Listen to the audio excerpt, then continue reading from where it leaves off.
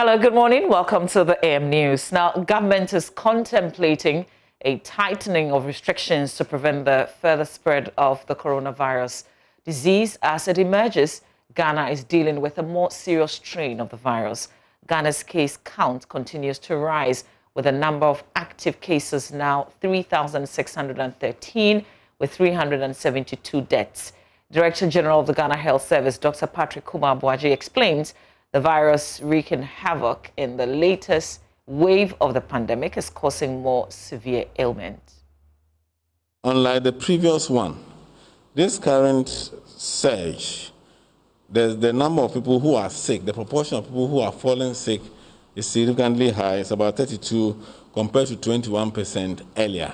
And so this is, but I'm sure there are still people who, because of the way things are going, are not reporting, and they may not have symptoms. But for what we have, about 32% compared to the previous one, even if you use the same system we're using, the number of people who are falling sick here are much higher than before. So in January alone, we have confirmed 640, January 21st, 22nd alone, we have confirmed 646 new cases from 17 districts and 8 regions. The cases are going up. The people who are falling sick, critical and severe, are also going up. And these are mainly in Greater Accra. Now, even as the health service steps up its enhanced contact tracing and reinstitutes mandatory quarantines, Minister of Information designate Kojo Nkrumah says government is also considering the reintroduction of new restrictions. We have a limited number of beds and ICU facilities for severe and critical. So it's very important that we ensure that the positive numbers go down. Because if this trend continues, as His Excellency the President mentioned, we will be overwhelmed if this trend continues. Is there the possibility of a lockdown or introducing some more restrictions at some point in time? Yes, there is that possibility. And if this trend continues, that is where we are heading. I want to be very clear about that one. Yes, there's the possibility of some more restrictions being introduced, but especially as this trend is going, if it continues, then that is exactly where we are heading. We are being reminded that we all need to do the things that we're doing in the beginning that would ensure that this third rise, we can quickly curb it.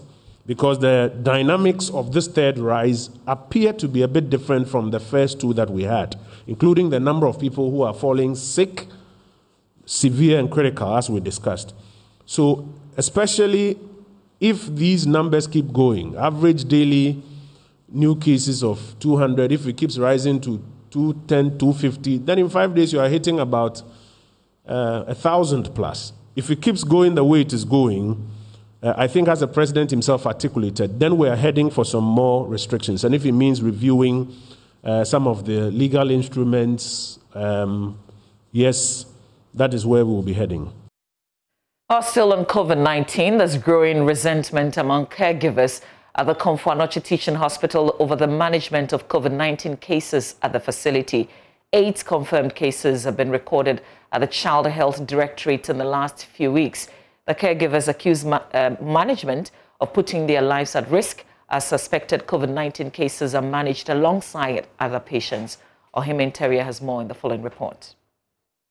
Doctors and nurses at the Komfo Anokye Teaching Hospital's Child Health Directorate say there's no concerted effort by management to either test staff who come into contact with COVID-19 cases or close down wards for fumigation. We have been told that we cannot refuse care to anybody. So I think our facilities are doing their best not to return anybody who walks into the facility being ill. And by so doing, they are also increasing the exposure rates of every other person around. It's been almost a week now, but nobody has been called or contacted about testing the staff nor the relatives. A lot of us are embittered by it. We keep complaining, we keep passing comments. But I mean, we can only talk in the background. If there is anything that can be done, it is about management helping us out.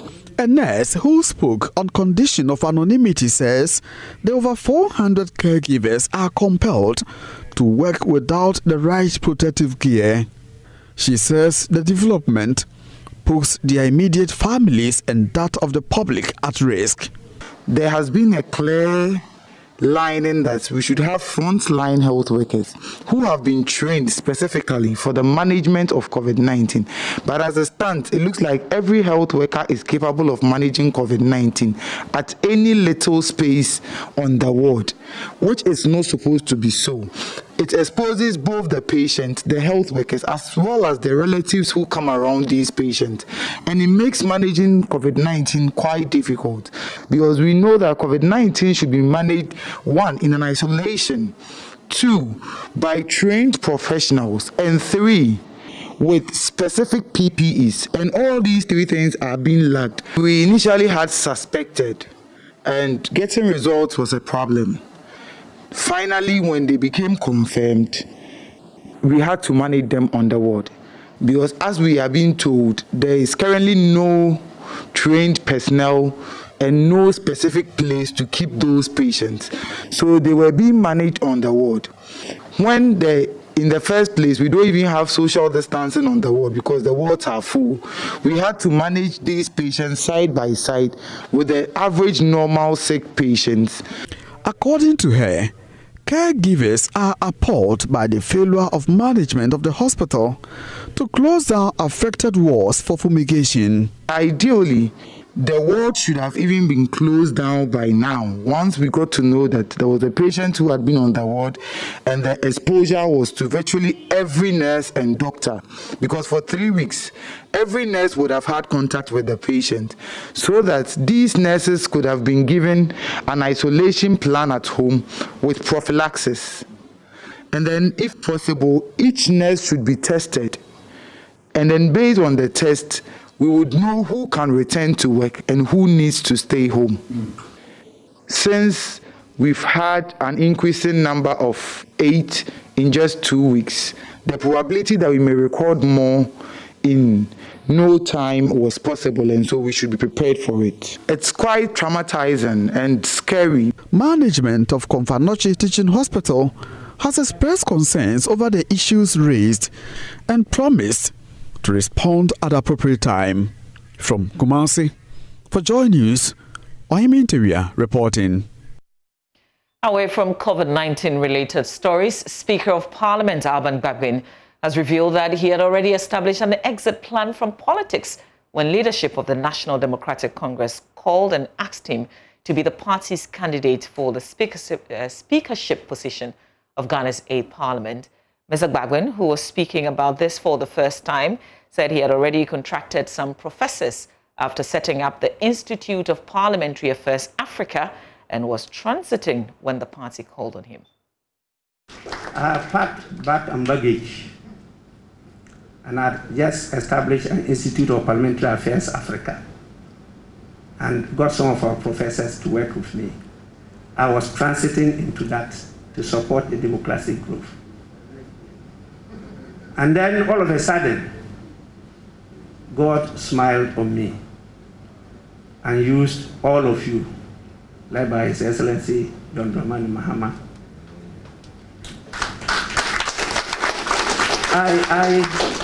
I couldn't sleep, but some spirit descended on me that I was going to win. That was why that day I promised you that we will win this battle.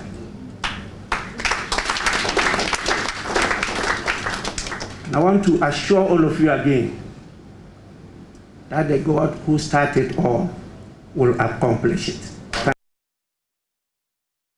Now, a clarion call has been made by leadership of the National Democratic Congress to the rank and file of the party to champion the principles, ideals, and success stories of former President Jerry John Rawlings in order to sustain his legendary status in Ghana's political history.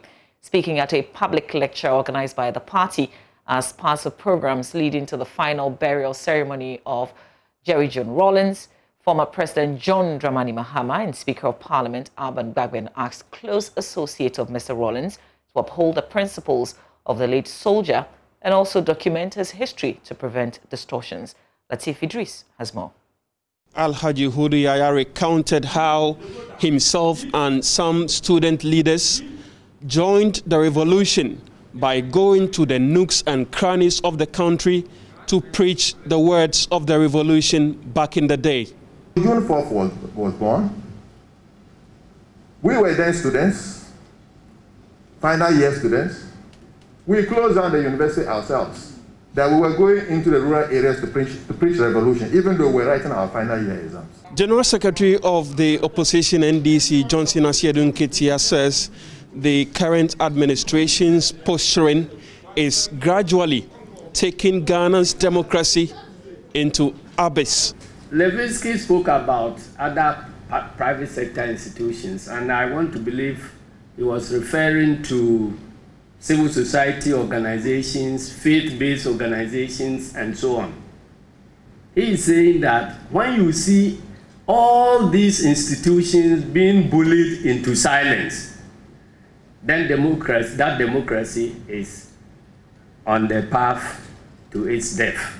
According to Speaker of Parliament Alban Bagbin, Jerry John Rawlings has left at a time when Ghana is struggling with its democracy. He exited at the time democracy is in crisis. It's not only in Ghana, but the whole world. And in fact, the supposed mother of democracy is also in crisis. So can we say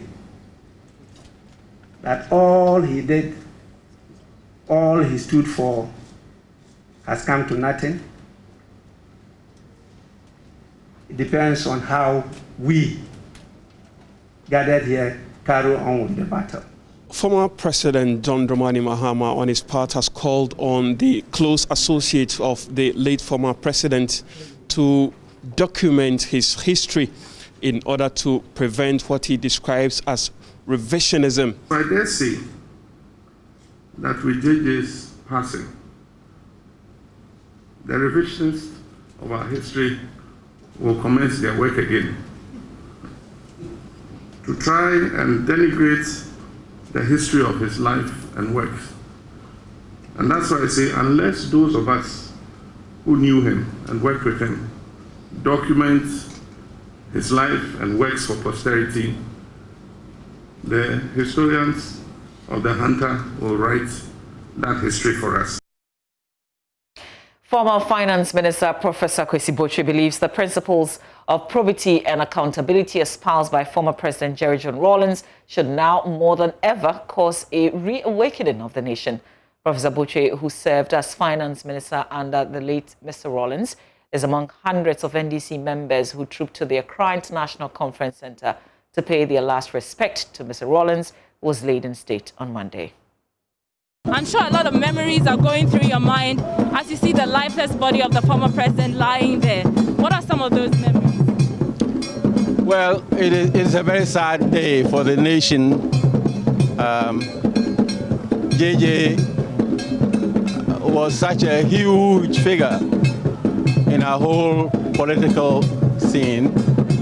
And as I said in my tribute, you know, when a man attains such a huge stature, we get very used to it and imagine that somehow the laws of biology wouldn't work with him. So, but it is sad that it happened, and happened so suddenly.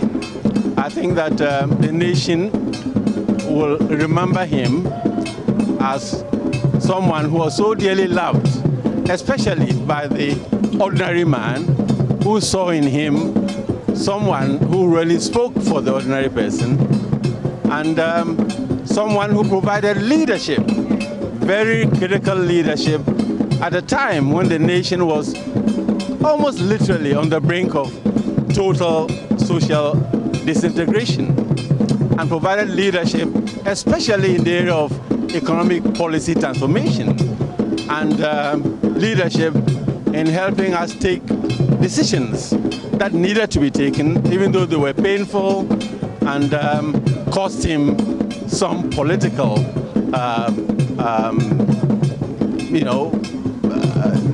some of his political liking, and so I do very much hope that the cardinal principles that he stood for, probity, accountability in public life especially, will be taken seriously. These are all values that it would appear are being eroded with time, but I hope that this will provide a certain reawakening of the whole nation to appreciate, the true values of the probity and accountability that he so much cherished. Now, Mr. Rawlings has been credited for turning the economy around at a time when it was in a dire state, and you were pivotal in that and very instrumental at the time. So tell me, what do you remember about working with him during that time? Well, the most difficult problem we had at the time was to change our policies in the area of our exchange rate management. The cedi had been pegged at 2.75 cedis to $1 for a very long time. Everybody knew that this wasn't the true value of the cedi in dollar terms, but all our political leaders, and frankly, every government that had tried to realign relative prices and to touch the peg that we had established for the cedi to $1 had met with some political misfortune. So it took a lot of courage. And JJ, I worked under him for 13 years. I was his minister.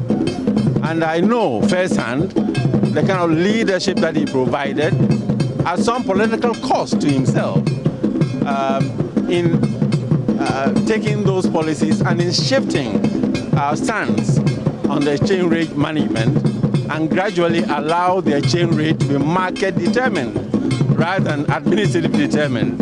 And it provided a foundation, a real foundation for the institutional changes that needed to be made to make this economy what it is today. We take a lot of things for granted today, the forest bureaus and all that, the stock exchanges and all that. But all these were done in his time, and they are a very fundamental part of his legacy. But above all, I think that his insistence on probity and accountability while we are at it was a very crucial part of his legacy that I hope will not be forgotten. The mortal remains of Jerry John Rawlings will be laid in state again today, Tuesday. The president and the vice president are expected to show up and pay their last respect. In the course of our programming this morning, we'll be crossing over to the Accra International Conference Center.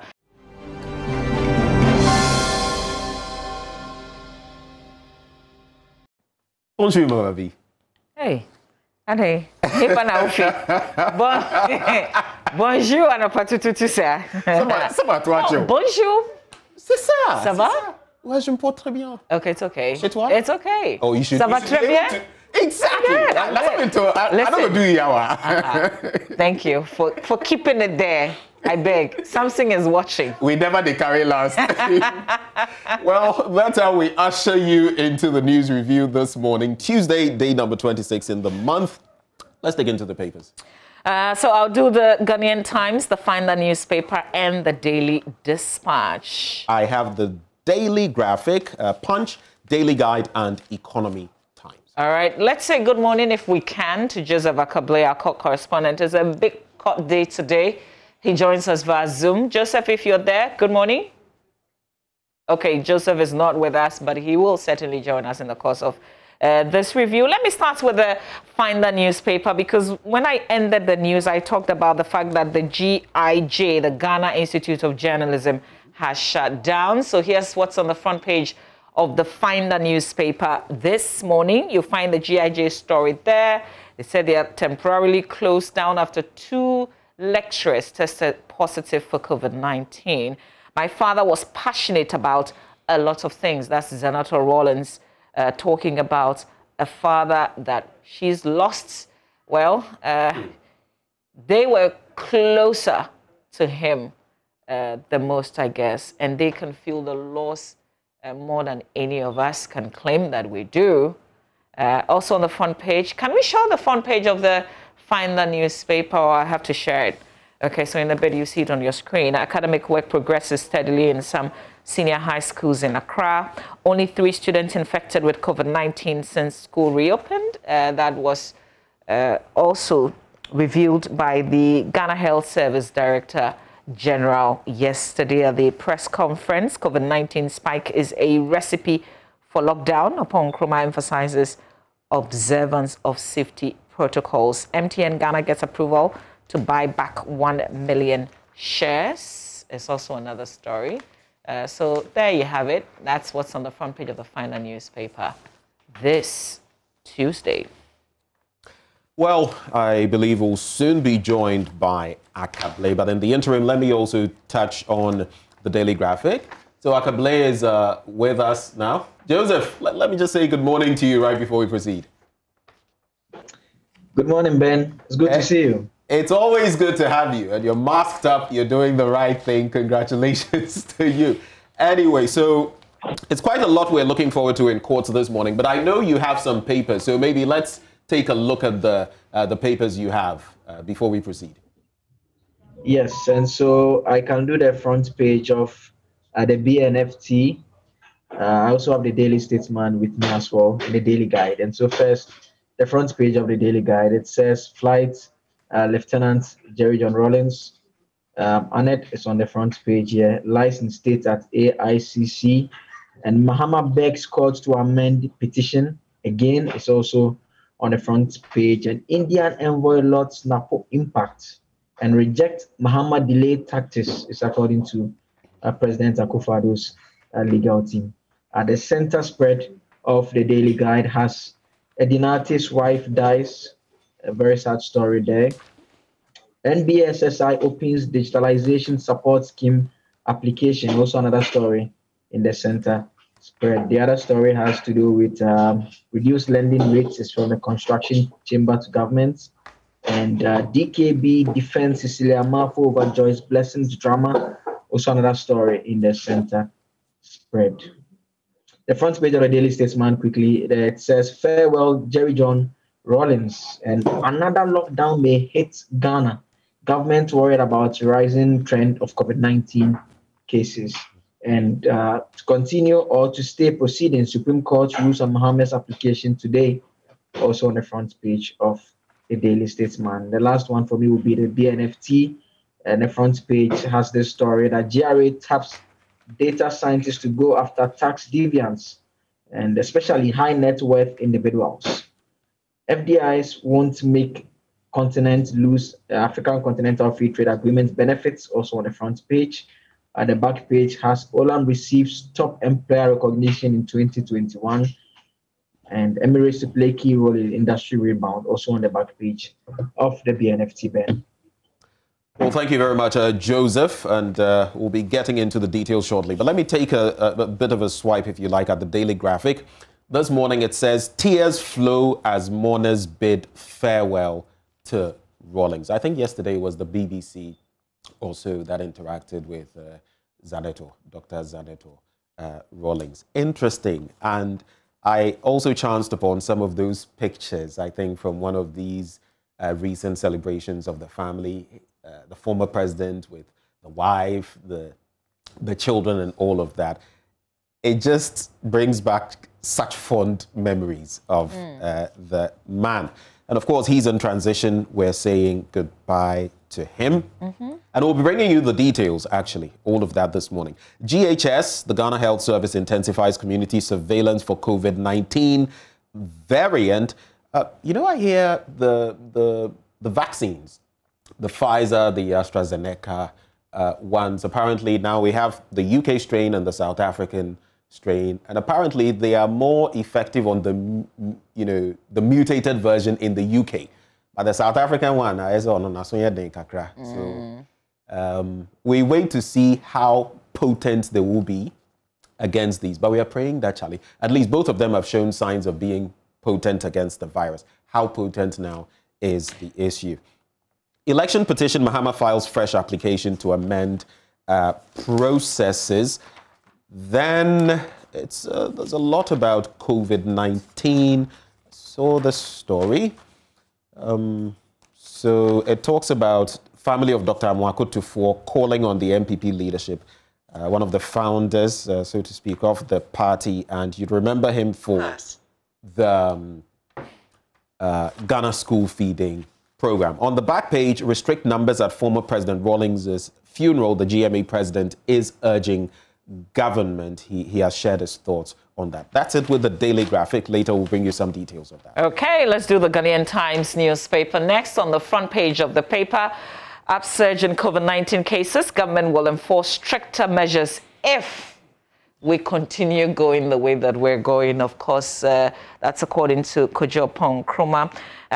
Also on COVID-19 scare, Ghana Medical Association raises concern over crowd turnout at Rawlings' funeral. Listen, even before they came out with their statement yesterday, Senor Hossi, who is a managing trustee of the private sector COVID-19 fund, had written something on this and was urging the state to do a virtual, if you like, a virtual funeral for people to be able to follow it and not necessarily go to the conference center. But I guess that call is too late. I don't know if there will be anything done immediately after the statement. Well, and as in today's the second day. Because when I saw Senor Hossi's, piece, there still was time. And I'm telling myself, look, even if it's an hour to time or 2 hours to time, and you're seeing that the figures are skyrocketing and there's the potential of, what we call super spreaders.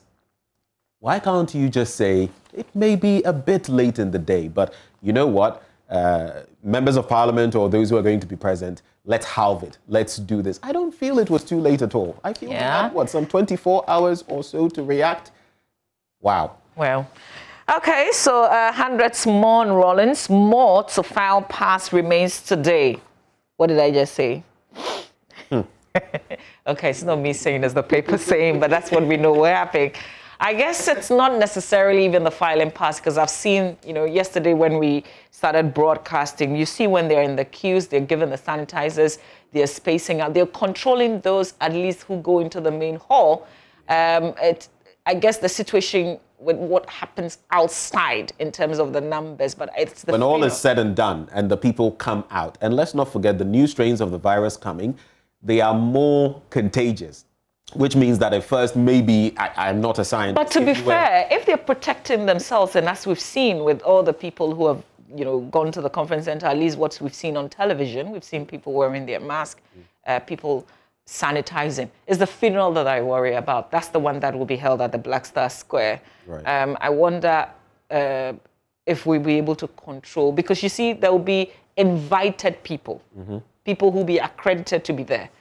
But this man who has passed on, Jerry John Rawlings, ordinary people connected with him. Yeah. So there will be plenty of people who just want to show up, not because they have a special invitation. But will they have access? That's another They would want to be close to the Black Star Square. Because even the media, somehow. we have to operate in a certain way when it comes to this. My only concern, Mavi, is that this virus, there are people who are masking up, sanitizing, washing their hands, social distancing.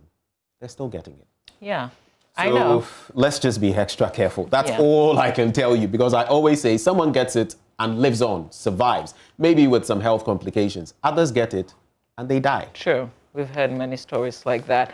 There's a last story, a last headline on the front page of the Ghanaian Times. Fire destroys goods worth over 2.7 million Ghana cedis at Wa Kejetia market. Details of that, page 3.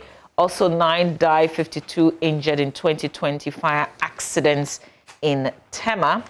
And then the police are investigating a case in which 4 officers of the National Ambulance Service were held hostage at a house at Cantonment in Accra for failing to convey a dead body to the mortuary. So the ambulance service was called, according to the story. They knew they were going to carry a sick person to the hospital. They got there and they realized the person had died, and they refused to carry the dead person to the hospital. Family insisted, they said they would not do it. They wanted them to convey the body through, as in call for a hearse to convey the body and not. I was just about to say, I'm sure they were trying to make it clear that they were not a hearse. And then and you know, there family are certain complications, differences between carrying someone who has an illness that needs an emergency and carrying, so to speak, a corpse, a dead body. Yeah. So because they refused, they also said, then you're not going anywhere. Wow. Yeah, so they held them hostage. That's what the police is investigating. That's the allegation. Details of that story, page 3 in the Ghanaian Times, if you want to read on. In the center spread, well, the paper has actually dedicated quite a number of pages. So they've got a special supplement in the Ghanaian Times today with lovely memories in the center spread of former President Jerry John Rawlings with family, friends, people he worked with, Achimota days, celebrations. You can grab the paper and check out the special supplement. On the back page, Ghana water crisis hit Tamale Metropolis and its environs. And then FDA destroys unwholesome products in Koforidua. That's it for the Ghanaian Times. Joseph? Hi, Joe.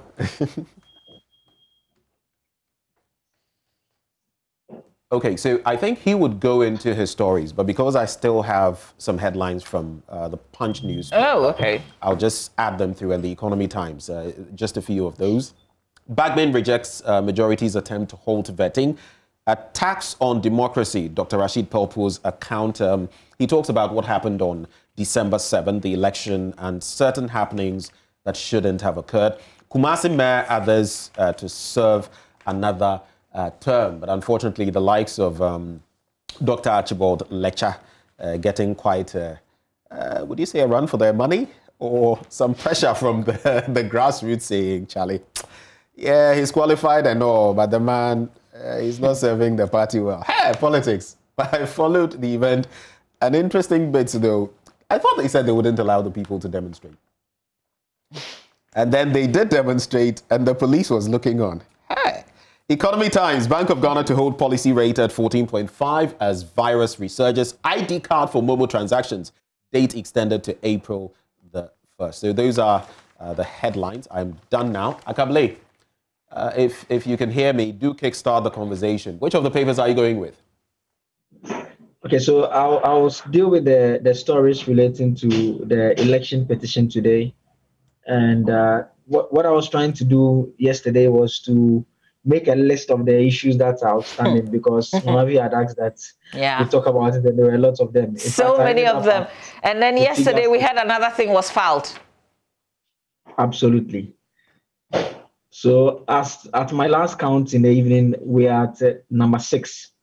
And so I'll just run through the issues. So the first is that there is a request for stay of proceedings. This is by Mr. Mohammed's legal team. The team holds the view that until the court deals with its review, which is scheduled for Thursday, the trial should not proceed. And so there's that request. The president's team has a counter request that this particular issue should not be granted by the court. And so that is the first issue. The second is the review itself. It is asking the court to take a second look at its decision not to allow the EC chairperson answer some 12 questions. Now, this particular review is originally slated to be dealt with on Thursday. And so closely linked with this review is number 3, is Mr. Mohammed's lawyers asking to be permitted to file additional arguments to bolster their review request and make changes to a paragraph. So that is the third issue that is before the court. The fourth is the Electoral Commission, still connected to this review, asking the Supreme Court that it hears and deals with the review today instead of Thursday. So that is what you hear the lawyers call abridgment of time.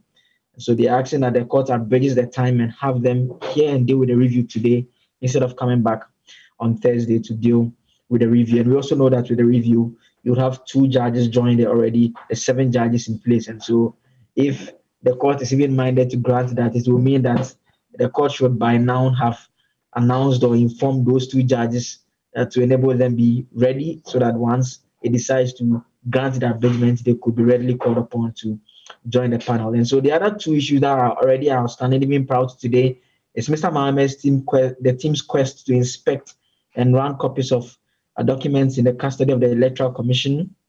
And finally, also wanting the EC chairperson to admit to 18 facts, entirely different from the 12 questions they are seeking a review on. And so this comes to 6 the outstanding issues that are before a court that ordinarily is sitting today just to start hearing an election petition. And so the business for the day was actually supposed to be a witness being called to testify on behalf of Mr. Mahama. Already we know that Mr. Mahama's team has not filed any witness statement, which means that as it stands, there is no evidence backing the petition. We know that the Electoral Commission and Mr. Akufo-Addo's legal team have already filed witness statements. Mr. McMahon will be the star witness for the president's legal team, while the EC chairperson has also filed a witness statement to that effect. And so that is where we are today. And so for those who are wondering what will be happening today, these are the number of things that could the court deems very important and decides to deal with. Yeah, Joseph, this is getting interesting, maybe complicated, I guess, for ordinary persons such as ourselves following this, because today was supposed to be the beginning of the substantive matter. Absolutely, and then I mean, I guess the simplest of ways we can put across the story is the fact that there are just various issues that the lawyers believe are crucial to their case that they want the courts to deal with. And I mean, the indication we got from the panel when it gave its ruling on the request for interrogatories, if you recall, the Chief Justice Kwesi Enin-Yeboah made reference to the CI 99, which gives them 42 days and says the court is bound and intends to strictly adhere to that particular timeline. Today is day 28. The counting starts from when the petition was filed, which was on the 30th of December. So it's been 28 days, and that leaves the court with 14 days to deal with Mr. Mahama's petition. And that is where we are. Exactly 14 days. This should have been disposed of. So let me ask you, you're a court correspondent. As you go to court today, which issue are you, why are you going to court? On which of the issues? We are going to court because Mr. Mahama's petition is going to be heard today. We really don't know which of the issues the court will deal with. But we understand that it's more likely that the first one it may deal with has to do with the request to supplement the review documents. We understand that that is what may be taken first. Then afterwards, the other ones relating to the stay of proceedings and the abridgment of time are the ones that could also, because they have potential to affect what happens. And so that is the order of proceedings that we expect to take place. And so, yes, we are going because the petition is in court, not because of any specific issues, because there are just too many of them, and we do not know which one will be dealt with as soon as possible. Okay, great. Interesting times ahead. I'm just interested in how both sides, or should I say all sides, are digging their heels in. You know, the EC with what it's been saying concerning the NDC's petition, the presidency, and now the back-to-back petitions by the NDC. And pretty interesting. And Joseph, I don't envy you in these times at all with all of this happening. But we'll see how it pans out. Just a few days, about a fortnight. Here's what we're going to do on the show. We know that, the whole court processes can get a bit confusing. We've got a lawyer on standby who will be joining us a little after 8 a.m. Today's court session is expected to start at 9:30. So before that, we will have the conversations and break all the issues down for you so that you would have a better understanding when, the court begins its processes this morning. But what Joseph has also done fantastically well, if you go to myjoyonline.com, he's also broken the issues down with what has happened. Just click on the last story on My Joy Online, and then you would see the related story so you don't get confused with this election petition, the 2020 edition, which is more complicated maybe at this stage. Okay, any other stories, Ben? Well, I'll do this one on page 13, back to COVID-19, just to share what the Ghana Health Service has been telling us. And that body has intensified community surveillance to ascertain whether the new coronavirus disease variant is spreading within communities. I think I can give them the answer to that. And addressing the media at the minister's briefing, a national platform, of course, we know of that. The Director General of the GHS, Dr. Patrick Kumabwaje, said the service was also closely monitoring to pick any mutation of the virus to enhance the national response. In other words, they have not detected the new UK and South African COVID-19 variants in communities, and its detection at the airport among international travelers and the change in pattern of the disease spread and severity. But of course, yesterday we also heard of that threat, if you like, or a repeat of that threat. We first heard it from Mr. President recently in his 22nd address. If we don't comply, if we don't do the right things, we may have to endure a lockdown. It was reiterated yesterday as well. And Mama V, now all 16 regions, initially we had it in 13, all 16 regions, we have we are getting about 600 cases per day, and our ICUs, from what we hear, are full. Look, a few days ago, I encountered something that I will not share for now. I put it on social media, but believe you me, the best thing is to just stay away from this little monster called COVID-19. And all you have to do is follow the protocols. I'll end just by adding this. Yesterday, I saw a neighbor from where I was standing returning from work. She didn't have a mask. And I asked her, why are you not masked? You know what she told me?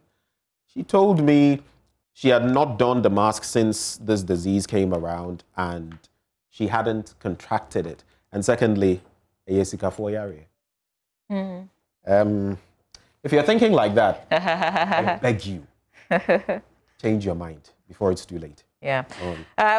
We've got Dr. Yao Bediako, who is an immunologist with the University of Ghana, joining us alongside Professor Kwame Nasego, virologist with the University of Ghana Medical School. They will be joining us on this conversation with COVID-19. If you have any ordinary question that you want to put to them. Listen, the weather has changed. You can feel that this is the weather, this is the viral weather they say. This is the weather that you get, flu weather, I think. You get a lot of, yeah, exactly. So we want to talk about the changes in the weather and the changes in terms of these days. They say you can get malaria, that is simply not going away, or typhoid. Like everything has changed about COVID-19. What can we learn from that? What's the latest? Some say my tummy, and then it ends up being COVID-19. Some would say, I've heard like Mississippi, and then it turns out that they turn out to be COVID-19 positive. What is really happening? We will talk about that when we get our specialist when they join us this morning. But there's a message that was put on Facebook, and if we can, I have it, if we can, we will show you the Facebook page. Joseph Akable, you're with us, right? Okay. This is Dr. Radha Hackman on Facebook, and she writes, as I read, the situation in Accra is quite dire with more severe and critical cases every day. The COVID treatment centers are full. Seriously, I would impose my own personal lockdown if I were you. Avoid all social gatherings in Accra, parties, church services, funerals, clubs, hangouts, etc. Watch the state funeral on TV instead of attending in person. Get tested for COVID if you have flu symptoms, and please, please, please stop self-medicating for malaria. Stop the spread in the office. Don't go to work if you feel unwell. Work from home if you can. Go back to shift system. You had just, after lockdown last year, it worked. Boost your immunity. Fruits and vegetables do wonders for your immune system. Spend time outdoors because fresh air, sunshine, and exercise strengthen our immune system. Get 6 to 8 hours of sleep. It will help you fight off this infection. Avoid stress and maintain a positive attitude. Drink lots of water and stay hydrated. This is a doctor's advice. And this is... very good advice at that. Yeah. Very simple. Take it and take care of yourself. Yeah. We've got sports. Oweko Ampofo has a lot of details in sport. Chelsea, Lampard is no more, but they say he's still their icon. He lives on. Icon, Oweko Ampofo has plenty of stories in sports. Stay with us.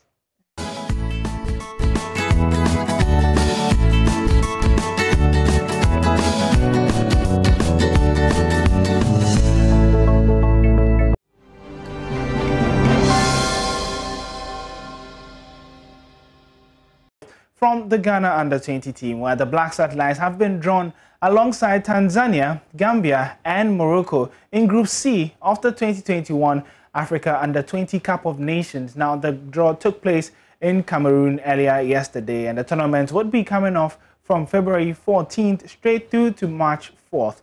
Let's check out the tournament's 3 groups.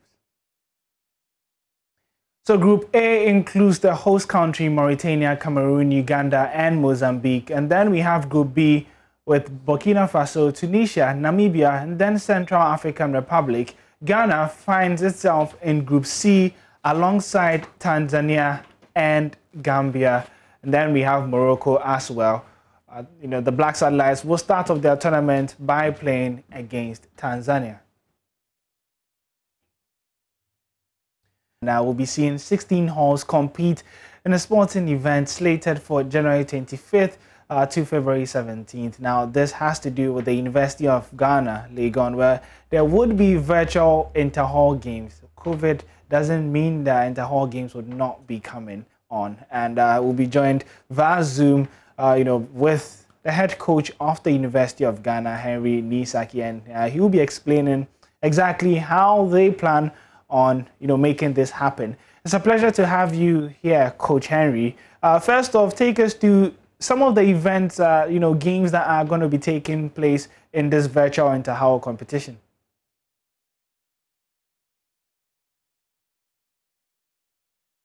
Coach, I think you would have to unmute.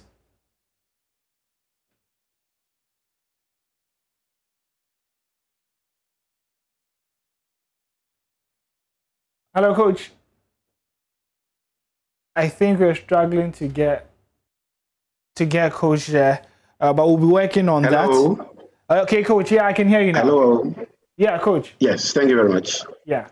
Yes. Please, we can come again, please. Yeah, so I was asking you about what are some of the games that we'll be witnessing in this, inter-hall games that would be going virtual this year. Thank you very much, and good morning. The virtual inter-hall games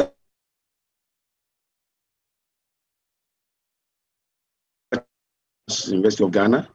It has become necessary because of the directive from the president not to have sports, and also from the Pro-Vice Chancellor, University of Ghana, not to engage in any extracurricular activity.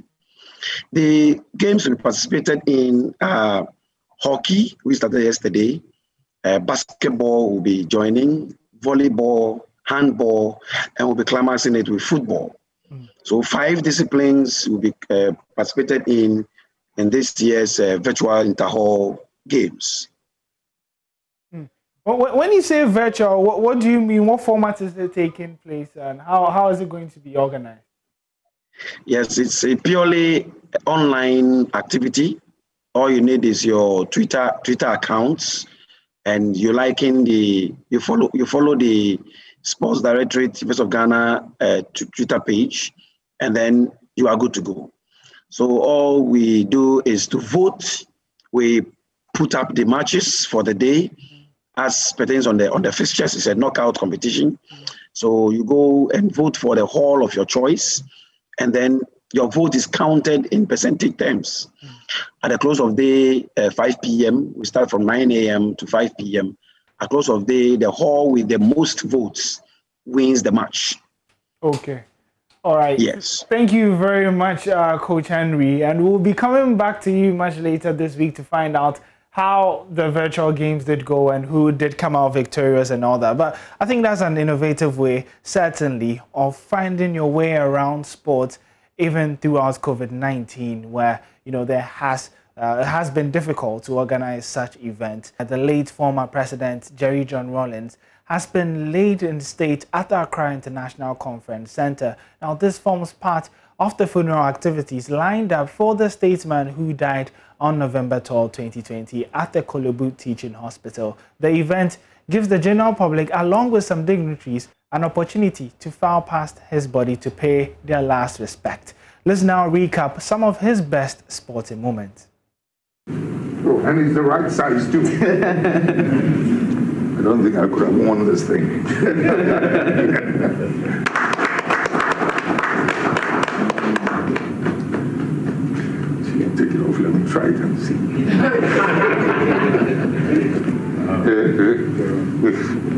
Come on.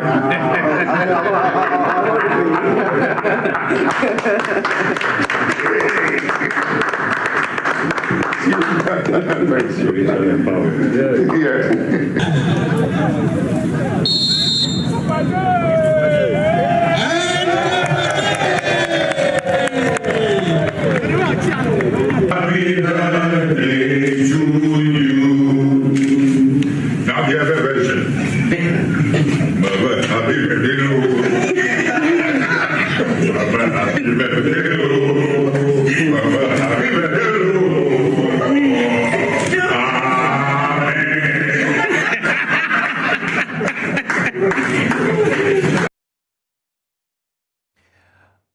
Well, the funeral rites certainly would be continuing up until Wednesday, 27th January, and may his soul continue to rest in peace. But that's how we wrap up the sport here. My name is Orik Wampofo.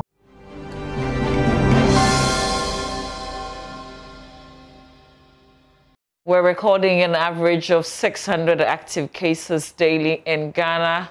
The situation is getting worse, really. The very simple things that we've been asked to do, we know we're not doing it. Sometimes we need more reasons to do it, I guess. But nobody must tell you to mask up. You have to do it for yourself. You have to do it for your neighbor. You have to do it for your family and your friends. Let's have some real conversation on the back of the figures that we're recording these days. And when we were doing the review, just before we wrapped up, I shared a statement, really. And this was from a personal Facebook handle of this doctor, Dr. Radha Hackman, who's a medical doctor at the DUAC Clinic and a member of the Ghana Medical Association COVID-19 committee.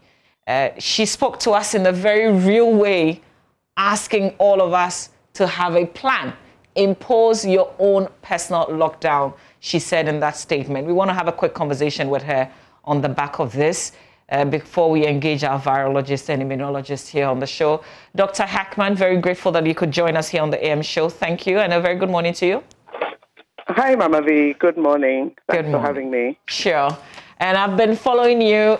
So this is not the first time you've written something like this. You've been given tips and given us reasons to always wear a mask. But what prompted this very last message that you posted yesterday? Oh, Mama V, it's, I guess, from where I sit in my consulting room, I see the rising numbers of patients who come to me with symptoms, with flu symptoms. We test them. A lot of them test positive. And the source is, very clear. They've attended a social function, a wedding, a funeral. And I just thought I needed to speak about this. This malaria that doesn't go away, or typhoid, I've heard, have you witnessed any in your consulting room where you diagnose somebody of malaria and then they come back, malaria isn't gone, and then you have to finally do a COVID-19 test? No, I haven't seen that at all. What I see is people come to me, they think they have malaria, or they've been to a facility a health facility, or they've been to a pharmacy. They think they have malaria. They've tested for malaria. The test is negative, but they still treat themselves or get treated for malaria. So the malaria, in quotes, doesn't go. And then they come for a follow-up, consultation or something. But I haven't seen anybody with malaria who has been treated for malaria and turned out to be COVID. Okay. It's usually not malaria. Okay. So I guess that's why you say in that write-up that don't self-treat malaria. So that's to say, don't think you have malaria and so you're treating malaria. If you're not well, go to a hospital. Yes. And if the test for malaria is negative, insist on getting other tests done. In fact, insist on having a test for COVID, because not all cases of COVID have respiratory tract symptoms. Frequently, I see people who just have headaches. They talk about body pains. They talk about fatigue and tiredness. Again, these are typical malaria symptoms. But if you test for malaria and it's not malaria, go on to do a COVID test. Should we begin to do like a mandatory COVID test if anybody walks into your clinic, for instance, does not necessarily complain of the usual symptoms associated with COVID-19? Shouldn't we be doing COVID-19 tests in addition? Yes, I think we should. I think we should. The problem is the PCR test is expensive. Getting the free test done through the public facilities can be cumbersome. Some say that the results take a long time to come, and they get a bit impatient. If it was possible to get these tests done quicker, maybe more cheaply, free of charge, as it should be, I think more people would get tested. So the testing should be made less cumbersome, and I think clear guidelines should be given by the Ghana Health Service. They should remind us what the protocols are. If you don't feel well, what should you do? And I guess as you posted this message, some people perhaps reached out to you privately. Have persons contacted you once you posted your message yesterday? Countless, several. Countless. So what is common about what they've been telling you? Usually they talk about not feeling well. In fact, some will even say, oh, they had a runny nose last week, or they felt unwell 2 weeks ago. They did a COVID test and it was negative. So they treated themselves for something else, malaria usually, but they still feel the same way. Yes, sometimes at the beginning of, the symptoms, you could have a test that comes out negative. But if you give it a few more days and you repeat the test, usually that test will come out positive for people with COVID. Of course, it doesn't mean that every fever or any feeling of unwellness is COVID, but that's what's going around now. And you definitely have to make sure that that's not what it is, especially if you have a history of having contact with someone who's tested positive, or if you've been to a function and you've let your guard down, you really should be thinking about it. Let me ask you a very personal question. My children are going back to school. When I read the bit about your message that says, impose a personal lockdown, what should I do about them? That's a difficult one. We're in the middle of a surge at the moment, and children going back to school right now should be. It is quite risky, I think. I don't know how easy it is to enforce protocols with children. I don't know. But from what we've been told, all schools have been linked with health facilities. So if children come to school and they're not feeling well, or teachers are not feeling well, they should report to the health facility and, I suppose, get diagnosed. But it could be a bit difficult, I think. Yeah. That's the place where I am right now, but thank you. Just finally, on the last leg of that statement about eating a lot of fruits, drinking water, and going out there to take fresh air, can you highlight on that again for us? Oh, yes, absolutely. Outdoors is a great place to be. Fresh air. A lot of us work in offices, in air-conditioned offices with the windows closed. I think you're more at risk in an environment like that. If you can keep your windows open, get ventilation, I think that should help, protect you. Exercise, vegetables, fruits, all these things boost your immunity. A good night's sleep, avoiding stress, yes.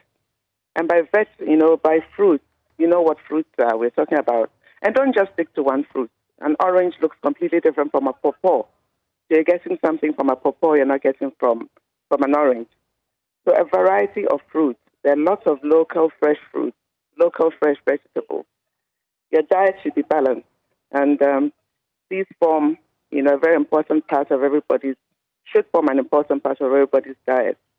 Drinking lots of water, staying hydrated. These are things that, are very important and help to boost your immunity. Because at the end of the day, there really is no cure for COVID. It's your body that fights the disease. So your immune system must be in tip-top shape to be able to prevent yourself getting it. And if you do get it, to fight it. to fight it successfully. Yeah. Well, Mama, can we talk a little bit about social function? Yeah, sure. Please do. Yes. People talk, they invite you to a function and they say things like, all COVID protocols observed. Strictly, they add these days. Strictly.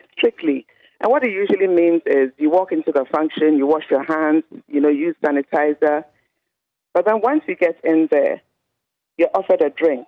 And that's where the trouble starts. You're offered some water. You're offered some food. The mask comes off. You're now in close proximity with other people who are also not wearing masks. You're talking, you're laughing, you're singing, whatever.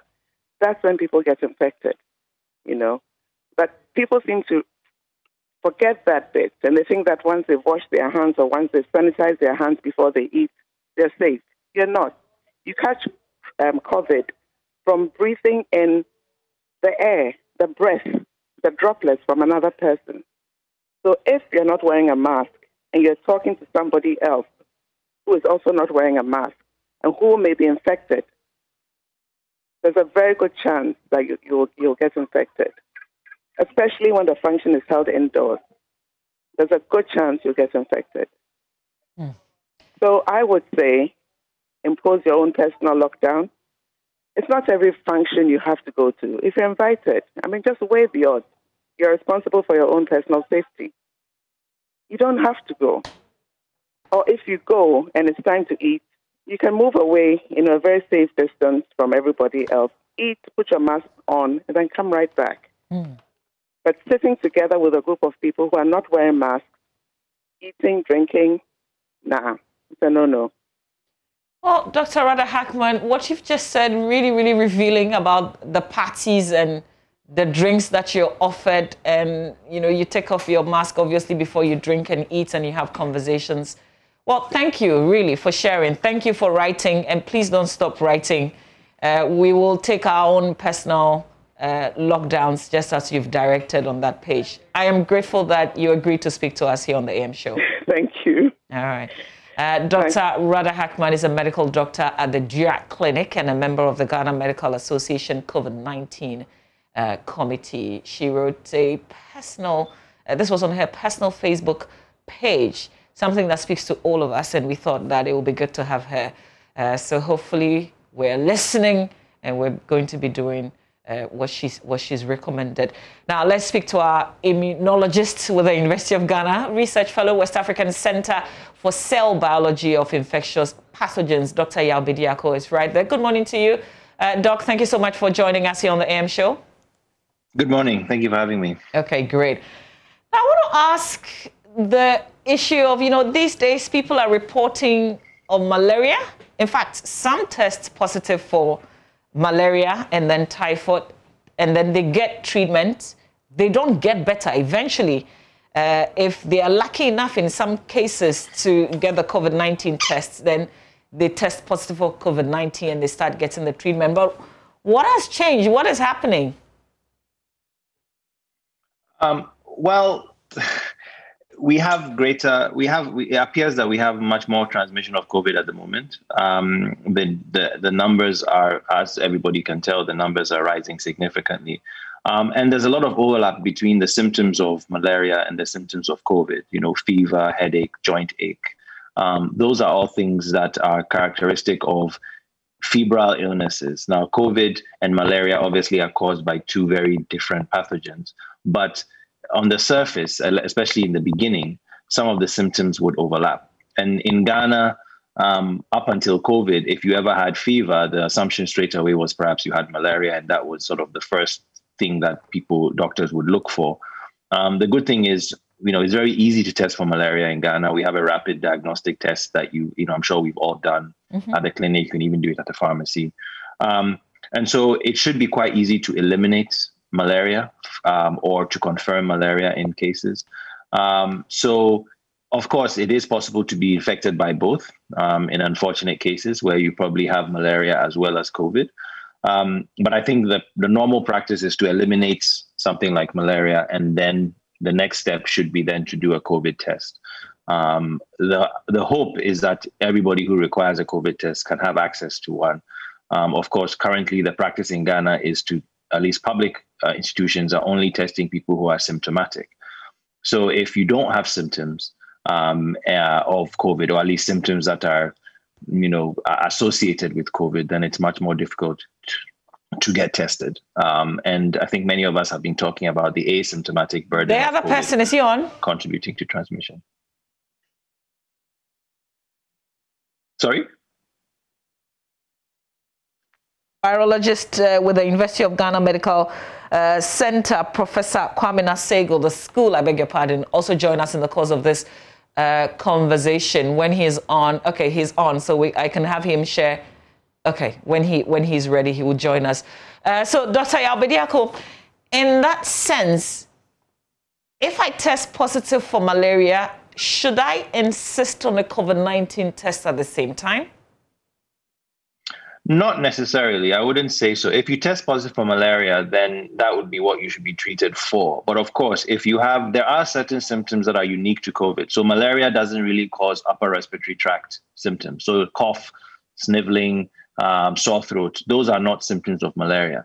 So if you went in and you have sort of these flu-like symptoms, and you happen to test for malaria and you are positive for malaria, at that point, I would say, yes, you should probably request that you get a test for COVID because you have certain symptoms that are not associated with malaria.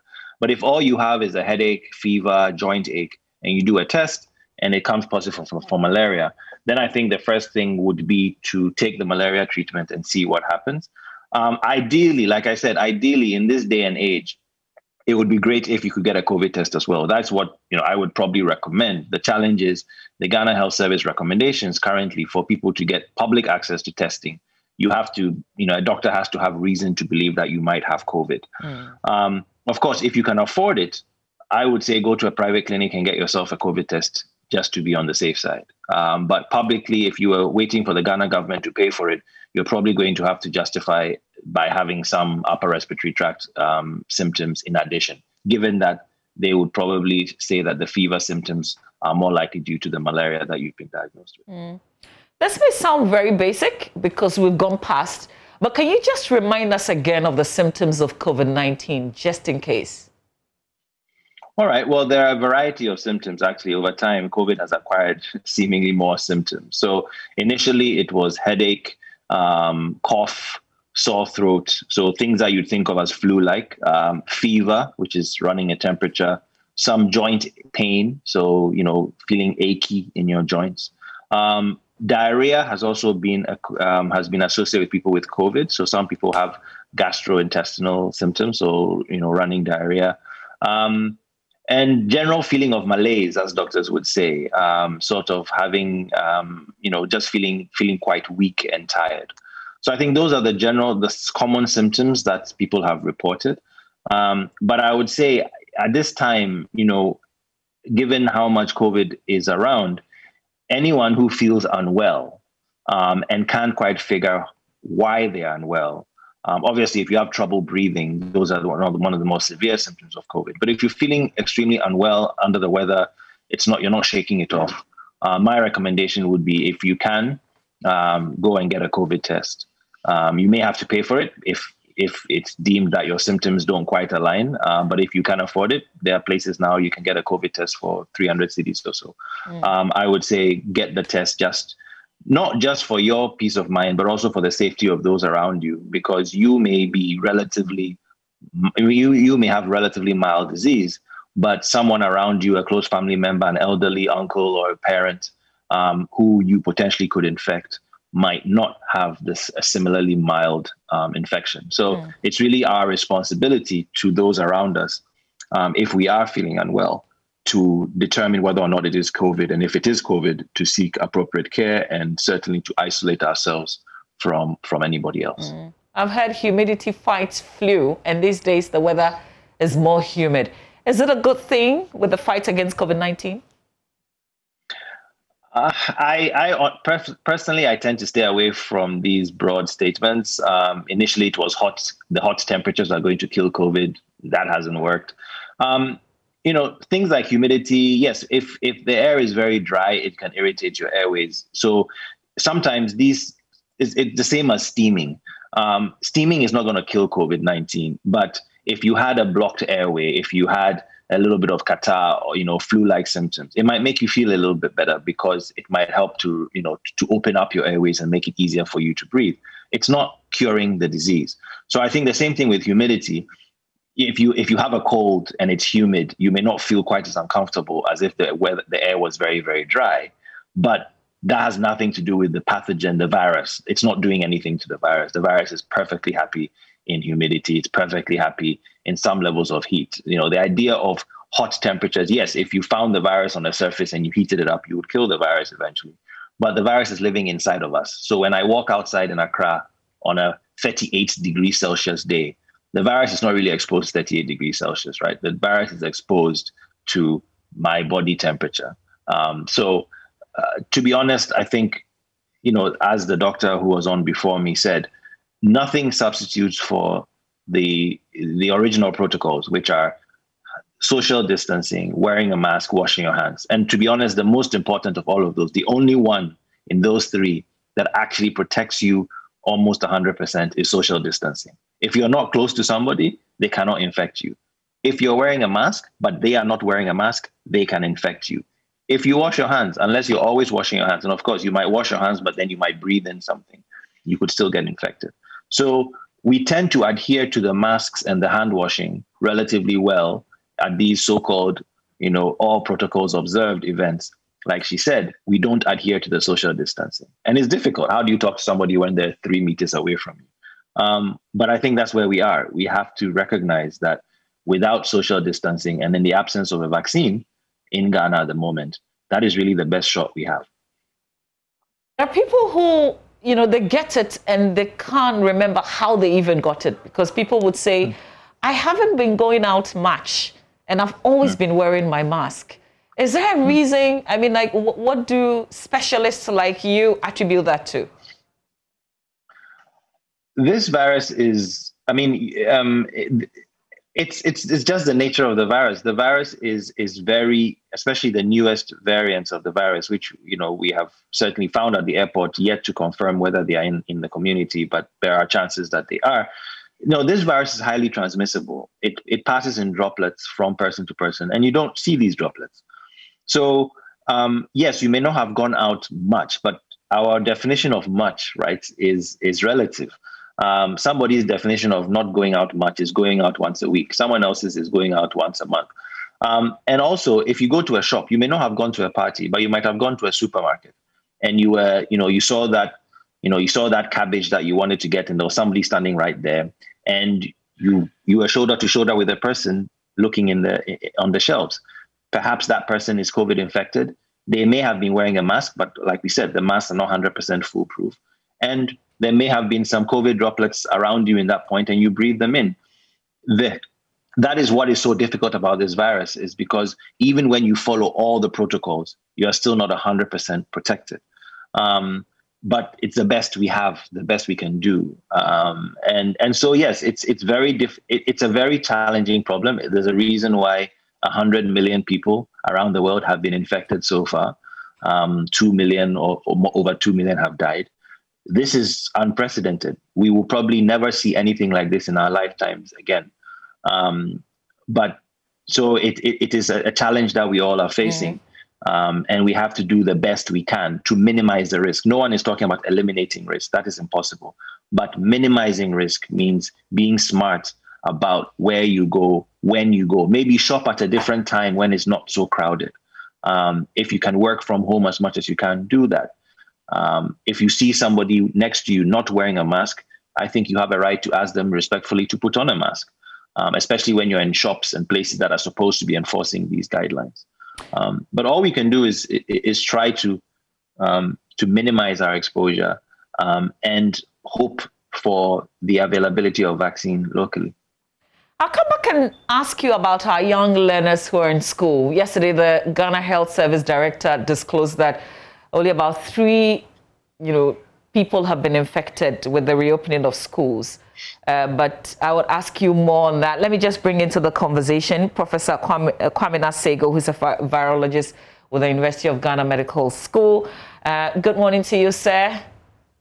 If you can hear me, thank you for joining. Good morning, and how are you doing? Oh, very well, thank you. I hope you are too. Yes, I'm fine. Dr. Bediako, good morning. Good morning, sir. And then thank you for the hard work you're doing in the sequencing. Oh, would you want to let us in? You said in the sequencing. Is it the new variant? No. Basically, he's working hard on looking at the variants that are in the country. You need some special techniques to do that. There are quite a number of people who can do that in the country, and he's one of them. So he's working hard.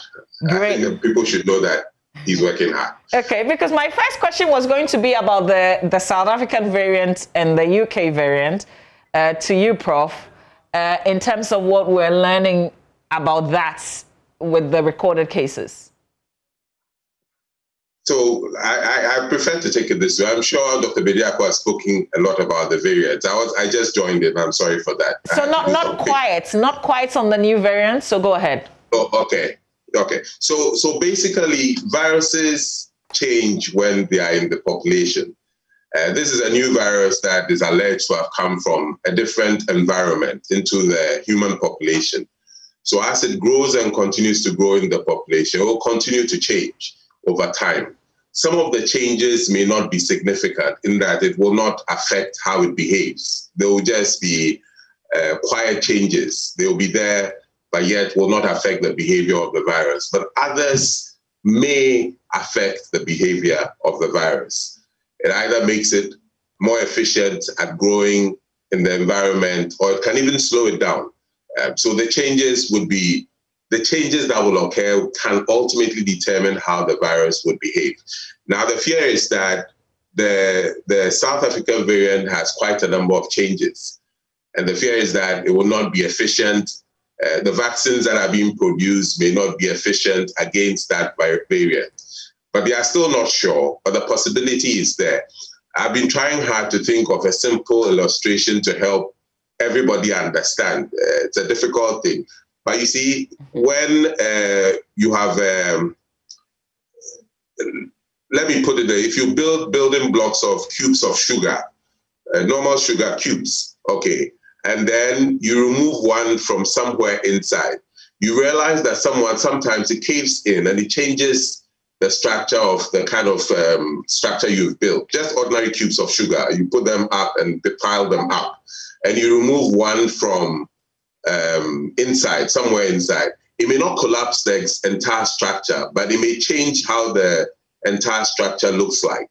So you still see your sugar built up there, but with a slightly different structure. When sometimes the proteins of the virus change because of some of these mutations, it changes how they look like in nature, so that if they have to bind to something, they may not bind efficiently, or they may bind more efficiently because of the changes that have occurred. And that is what it seems that we are seeing. Sometimes I use a simple key and then the lock. You know that we make copies of keys a lot. If you put it in the keyhole doesn't change, but you keep the key changes. So if you make several copies of keys from an experienced blacksmith to an inexperienced one, the ones that you get from an experienced blacksmith or somebody who's using current technology may be more efficient at opening the door. It's the same key that you've given to all of them, but the one that is made by a less experienced blacksmith may be less efficient at opening the door. So the one which is more efficient is able to go and open the door as though it was the original, but the one which is less efficient may not be able to open the door well. You will need to adjust the lock several times just to open it. So the mutations behave like that. Once there's a mutant, it can affect the behavior of the virus. In this case, they say it's making it more efficient at spreading. Dr. Bediako may say I'm wrong or not. I don't know how much work they've done, but I believe that it's been here long ago with us. It's just now that we are seeing the effects of it. It's not something that just came probably even during Christmas. It probably was here even before Christmas. But because it's more efficient at spreading, it's spreading much faster. And because it's more efficient at spreading, it will gradually push out the one which is less efficient at spreading and gradually become the dominant one. The fear is that if the virus continues to change and we don't get a hold on it as soon as possible, we'll still have some more mutants to deal with and more variants to deal with. And that will make the work even more harder. And I think I heard him at the end, tail end, talking about, you see, the traditional things have to be done. Social distancing, wearing your mask, all these things are not 100% effective. But if you do them well, it reduces your risk to a very low chance of you acquiring the infection. Okay. Well, Prof, I'll let Dr. Bediako continue from there. And if you can just reposition yourself a bit so I can see the full of you on the Zoom this morning, that will also be great. Dr. Bediako, tell us a bit more about this new variant and whether or not activities of Christmas, the elections also contributed to where we are today. All right, thank you. No, I think Prof has said it really, has explained it really well. The virus continues, these viruses mutate all the time. It's not unusual for them to mutate, and they mutate as a way to survive because they are always under pressure from the immune system. And so they evolve away from whatever the immune system is doing. So they're constantly, their nature is to always be changing, which is why we have to move quickly. When you talk about, deploying a vaccine, because over time the virus will naturally move away from what the vaccine can basically recognize. These new variants that have sort of made the news, there's a UK variant, South African variant, and actually now a Brazilian variant. These are variants that are particularly interesting because they appear to be associated with increased transmission. And in the case of the UK variant, there is some talk about it being more pathogenic, causing more severe disease. Now, we call them the UK, South African, Brazilian variant. That is just where they were first identified. So I think Prof is right. We cannot necessarily say that this one started in the UK. That would be a mistake. The UK has done more viral sequencing than any country in the world. So far, they've done 200,000 sequences. So they were more likely to identify a variant than anyone else. But what is called the UK variant anyway, B117 is the sort of the technical name for it, has been identified in a number of countries and has been identified at Kotoka International Airport in a number of passengers. Now, what is most interesting about that, and this speaks to what I think Prof was talking about, is that we found it in people who are not necessarily coming from the UK. I think the Director General of the Ghana Health Service mentioned it in the briefing yesterday, that actually we identified this so-called UK variant from people traveling from within our sub-region, coming from from Nigeria, from Burkina Faso. I think there were some from Tanzania. So even though we call it the UK variant, these people were actually not traveling from the UK, which suggests that this variant is already present in a number of countries around Ghana, and in fact may already be present in the country. We are currently working really hard, sequencing locally collected samples to see if we can find it. With this, sometimes looking for a needle in a haystack. So we have to do a lot of sequencing to identify the variants among a bunch of other variants that may be there. But the reason these variants are particularly concerning is because it appears to have changed how the virus behaves. So there are other variants of the virus that all appear to behave relatively similarly. But with these variants, there's evidence that they are much more transmissible. The UK variant, for instance, is being credited for the surge in cases you've seen in the UK. And the South African variant, similarly for the surge in South Africa. If we indeed have these here, then that might explain some of what we are seeing, because if it is 70% more transmissible than what was around before, it would explain why all of a sudden we're seeing a ballooning in our own cases. Now, whether this is, there's been talk about the election, talk about Christmas. I am not going to split hairs and say whether it was the election or it was Christmas. It is social gatherings of any kind. We saw an increase in funerals. We saw an increase in weddings from November to December when the restrictions were relaxed. We are still seeing funerals and weddings going on. Any events where people are gathered in large numbers, where they may be wearing masks, but they'll pull them down to talk, get on the phone, sip a drink, eat food, whatever it might be. Bars and pubs were open, right? People, they say they're outdoors, so it's not as bad. You are still sitting very, very close to somebody else. All of those situations cause or create opportunities for the virus to spread. And once that spread, occurs, then you're going to see increases in infected people. And unfortunately, now we are seeing increases in sick people. So it's no longer just asymptomatic cases, but we are seeing a significant increase in the number of people requiring intensive care treatment requiring oxygen, and unfortunately, the number of fatalities. So it is definitely linked to our behavior. I don't think anyone is disputing that. I think it's unhelpful to argue whether it is Yuletide versus election. It is just people being together. Whatever the reason they were standing together, that is how the virus doesn't care if it's an election or it's Christmas. All the virus knows is I can transmit from one person to another. And if you're doing that, then that spread is going to happen. Prof, yesterday there was the headlines of the hydrogen peroxide, the recommendation for it to augment COVID-19 treatments. I was excited about it in the beginning when we're doing our paper review, but later on, I learned that there is also a danger, and the fact that it was just put out there like that, people rushed to some of the pharmacies to grab it. Talk us through why that may not be an option or the dangers associated with that. And I'm only asking you because it is already out there and people are going to pharmacies to get it. Actually, let me say this. I use hydrogen peroxide. So I can understand where you're coming from. And I've been part of the group doing the literature search on hydrogen peroxide. Now, the use of hydrogen peroxide is not to say that you cannot be infected, or we should leave every other thing and just use hydrogen peroxide. We're just saying that assuming you have come into contact with large doses of the virus, which may have escaped the basic protection measures you have used or you are using, then you can probably use. Now, let me explain. You know that the dentists have used hydrogen peroxide and other gargling solutions for a very long time.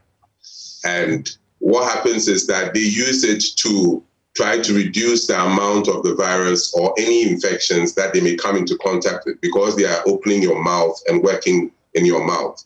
And so it's not a new practice. They've been doing this. There's a university in Germany, if I'm right, it's Bielefeld or something. You can check, I can check the actual name, where they are now gargling as an official thing, because they realize that a pharmaceutical company and the university have, the dental department of the university have come out with some sort of a formula where people gargle and then they what do you call it? They prevent, the idea is that you prevent people from shedding copious amounts of the virus so that people around you, even if it escapes from your mask, are not likely to get it because the concentrations are low. Now, if you look at WHO's formula for sanitizer, there's a 3% hydrogen peroxide in it. Correct. And that is because it is effective against the virus. So now let's come back to your issue. I thought that I should give this preamble just to establish the issue of gargling, among others. Now, you see, if we have cells in our mouth, normally in a viral infection, you can have what you call primary replication in the natural route of infection, if it's going on. You can have a primary replication at the site of entry, and then it can descend. When the number of particles of virus increase because of the growth, it can descend into your lower parts, in this case for SARS-CoV-2. So we are saying that if in case that the virus escapes your mask and manages to settle in your mouth or your nasal cavity, what is going to likely happen is that it will settle there, grow a bit, and then descend further, depending on the host. There are several factors that make you sick. It depends on how much you've come into contact with the virus, how much the virus you've come into contact with. It depends on even the type of strain you've come into contact with. It depends on you, the individual, how your body is also going to respond to it. So there are several factors. So the assumption is that if you gargle the hydrogen peroxide and you have any of the viruses which have attached to the surfaces of the epithelial cells, viruses will normally attach for a while and then enter the cells, replicate, come out again, and spread to other cells and replicate. Okay, so that Prof, sorry, I want to ask you an ordinary question because I'm an ordinary person. So I go to the pharmacy. Do I go to the pharmacy and grab the hydrogen peroxide and gargle down? Just give me a minute. I'll just finish with this, then I'll tell you this. So the idea is that if you gargle, and there are any of the viruses attached to your epithelial cells in your upper respiratory tract, which have not established an infection, or which have even established an infection, are coming out to try to spread, that hydrogen peroxide will inactivate them and reduce the amount that are likely to spread further down into your lungs or further spread in your respiratory tract. Now, what we are recommending is that 0.5% of hydrogen peroxide is known to be able to disinfect if you use them on surfaces. So what we're recommending is that 3% is harsh. What we're recommending is for you to use just 1% to gargle. 1% meaning that if you take 1 part of the hydrogen, most of the bottles on the counters are 6%. So if you take 1 part of it, you add 5 parts of water. So let me make it simple. If you take 10 mils of hydrogen peroxide, you want to add 50 mils of lukewarm water, something you can gargle, to give you a 1%. 10 so and then add 50 mils. Yes, so it's a 1 part in 1 part plus 5 parts. So it's a 1 part in 6 parts, which gives you a 1% from the 6% that you have. Most of the ones I've seen on the counter, I've not seen any other concentrations. I've seen 6% most of the time, Bell's and another one, but they are mostly 6%. So basically what we are trying to use, what we are encouraging people to use is as some sort of a prophylaxis. We're saying wear your mask, do all the things you're supposed to do. I use it when I get into meetings. I mean, Dr. Bediako, I heard him saying it. No matter how you try, there are some people around you who will not put on their mask. You try to avoid them. But sometimes you are in circumstances where all the best you can do is probably to keep your distance and not completely to avoid them. So in that case, when I think I've come into contact with people, a situation like that, then I gargle. Or we are recommending, therefore, that if you have people who have been infected living in the same house, they could then use it as a gargle to reduce the possible chances of the virus establishing infection in the upper respiratory tract infection. There are more uses that some others have put to it, but I don't want to bring it up here because I think it will probably create more So just the final one on this. What happens if you swallow it?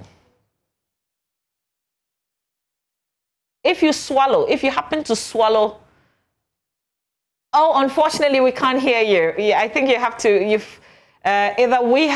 you have to unmute yourself, Prof. Hello, Prof. Okay, so I'm asking what happens if you swallow this substance.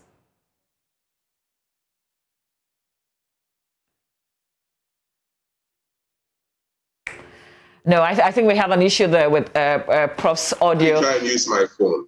Okay, I can hear you now. I can hear you now, sir. I can hear you. You can hear me now? Yes, I can. Oh, so my question again, I asked, what if you were to swallow in the process, you swallow this substance, what's the danger? It can give you an irritation in your stomach because of the nature of the disease. So the idea is that the reason why we are recommending that you should reduce the concentration to 1% is to be able to take care of the possible irritation. But you are supposed to gargle and pour out.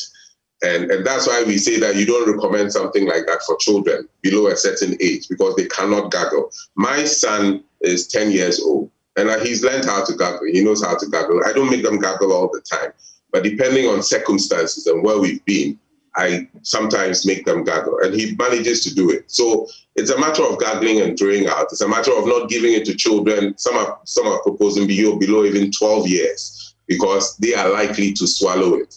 But for people who can gargle, let them gargle. There's also a recommendation there that if the person cannot gargle for a reason, maybe age or having problems swallowing, what you can actually do is to put it on some sort of cotton bud, and then you can then swab or clean the orifices so that the person then does not have to gargle and swallow. Okay. So it depends on the circumstances and who is gargling. Okay. But let me state this. We are not saying that this is replacing everything. We are saying that it's just an addition to what is being done. And then I also should mention that we should remember that vitamin C itself, in the process of metabolism in our host, actually produces hydrogen peroxide. So it is not strange to our body. Okay. But it is not for gargling. It is only for topical use. And that is it. Okay, I'm curious. It's not for swallowing. It's just for topical use. Okay, Dr. Bediako, do you gargle too?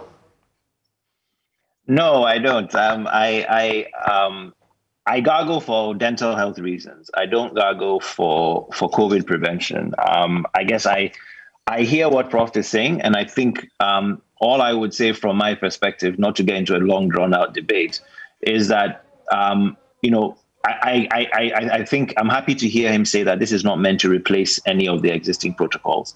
And I think if people choose to gargle, that is perfectly fine. I don't see any, provided they do it properly with the right concentration, I don't think they will come to any harm necessarily by gargling. But I guess, and I fully understand, I fully agree with the reason why dentists use it to minimize the amount that is shed in a particular amount of time. Where I would perhaps question is we don't yet have sufficient evidence that it has prophylactic benefits. For instance, I think in the write-up that Prof. Aite has shared, there's discussion about a family of people who did not transmit. That is not sufficient. We need a larger trial, and perhaps Prof might be able to say whether or not they are currently conducting a well-controlled clinical trial to really establish this. But at this point, we don't have a vaccine.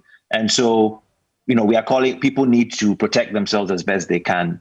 As I said, gargling on its own, I don't think is harmful, provided you do it properly. So if people would like to do that, that is fine. I would say that I haven't yet seen convincing evidence that gargling has prophylactic benefit. I can see how it would temporarily reduce the amount that an individual will shed. So if we're using it in infected people, perhaps before a doctor goes to see someone in a treatment center, you ask them to gargle, I can see how that potentially would have some effect, some benefit for a short period of time. But in terms of protecting myself, if I'm in a room and somebody is not wearing a mask, I could gargle, but if the thing is already in me and has already entered the cell, provided, I'm not taking enough hydrogen peroxide to destroy the cell. So if the virus on the surface, maybe it will get rid of it. But once it's entered the cell, the virus is relatively protected, I believe, from the peroxide. Okay. So I think we are, at this point, it becomes a scientific debate, and we don't necessarily have to get into that. Yeah, we will not even understand it. I would say we need a clinical trial. Before I would say gargling is prophylactic, I would need to see a proper clinical trial with sufficient controls to convince me. Okay. But yeah, that's where I fall on this. Okay, great. So, Prof, just the last bit on this issue, and for the purposes of better clarity, is this for prevention or this is for treatment? The recommendation for prevention. Okay. All right. So and that's just to mention, I know that scientists disagree. Even amongst us, the medics, non-medics, scientists are disagreeing on it. But that's part of science. Science also agrees to disagree on some concepts. But yes, we are doing a clinical trial. We submitted a proposal to the Ghana Health Service Ethical Committee. We've almost finished with the revision, and we're sending it back. And we want to do an observational study on two groups of people, one group gargling, another group not gargling, and then follow them up for a minimum period of exceeding the likely incubation period to see how many people will become positive at that point in time. But the point we're trying to make is that I don't lose anything if I gargle. I mean, people are gargling other things. I know somebody who gargles a particular thing. I wouldn't mention it because I'm sure people will charge to the pharmacy and go and grab it as well. And this is observational. And he tells me that anytime he has a flu, he gargles this and he feels better. So I go and I check the contents of that particular thing. And I realize that, well, scientifically, it makes sense looking at the content of what he's been gargling. And that is actually can be used as a drink as well. So, yes, I mean, yeah, but Prof, if we haven't done that, we are saying that from the observations we've made, this is what we feel. But he's made a point and we're going ahead with that. We're going to do a an observational study just to follow up people who are gargling and who are not gargling, look at the incidence And then when we come up with the findings, we'll be able to convince probably people like Dr. Bediako, who... Okay, well, I was just going to chip in and say that should we have perhaps waited for that clinical trial, to come out before publicly, making this known, seeing that people are already rushing to get it. And I wonder if they can actually do the dilute properly. But we have to end the conversation somehow. And I want to end on I'll just do that. Yeah, so I'll just answer in the 30 seconds. People are inhaling neem tree in addition to everything that they're doing. Yes. People are inhaling all sorts of things and buying all sorts of chemicals, which, without proven, at least for hydrogen peroxide, our belief is that it has some proven effect on reducing viral load. So that distinction is what probably encourages us to encourage within our circles. We are not selling it out there, but within our circles. But we are still talking. Okay, so it was a recommendation that you made. Have you received some sort of response? Which one, please? The use of the hydrogen peroxide to augment the COVID-19 treatment. Have you received any response from any state institution? We are still talking to them. I've spoken with a number of people in the state institutions. They collected whatever information we had, and we are looking at it. So we would wait to hear from them first. Okay, great. Just the last bit of this conversation, Dr. Bediako. Children are back in school. Should I still, and I asked Dr. Hackman, the medical doctor I spoke with just before you came on, and I asked for my personal purpose. This is personal. Should I still keep my children in school at this crucial time?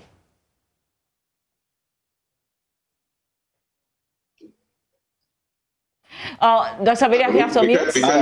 Yes. Okay. Yeah, sorry, I was muted. That is a tough question, actually. I'm a parent myself, and it's something that I am grappling with. Children have been out of school for over a year. We cannot underestimate the impact that has on their education. So I fully understand the challenge the Ministry of Education, as indeed the government has, in trying to figure out when it's safe to send kids back to school. I would say it's a decision that has to be made on a sort of a personal level.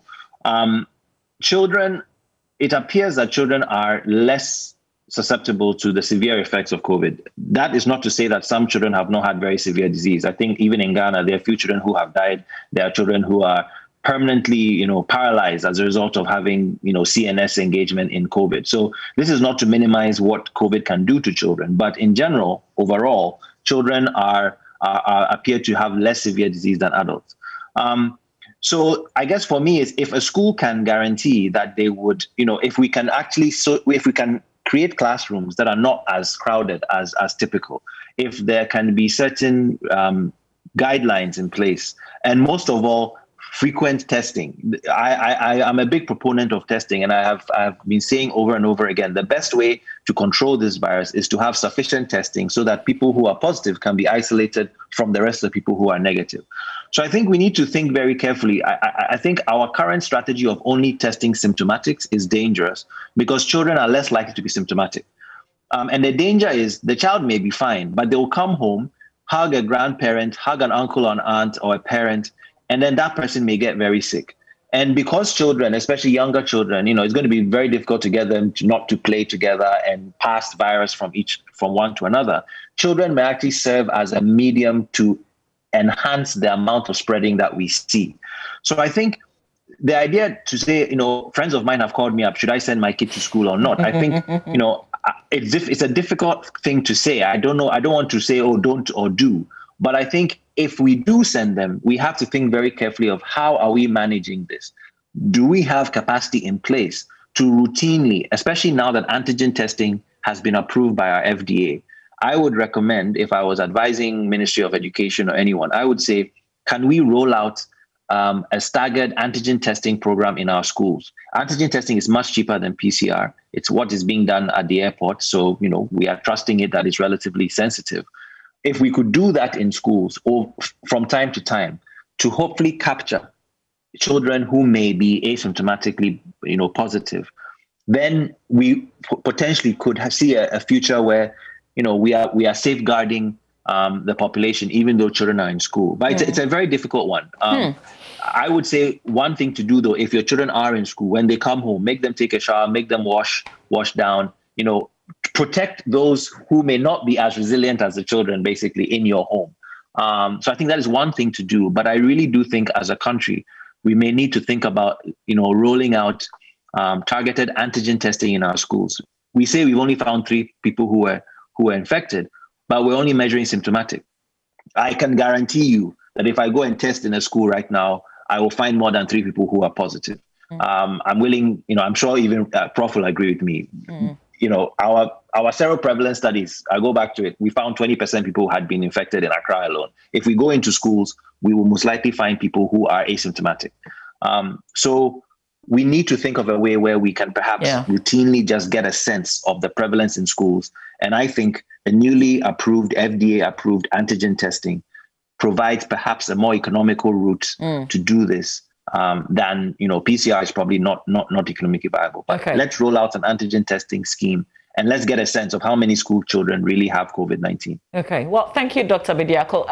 Prof, I'll let you have a say on this as well, with the children back in school and the fact that we haven't seen schools suffer or record cases, but Dr. Bediako reminds us that only because we are not even testing in the first place.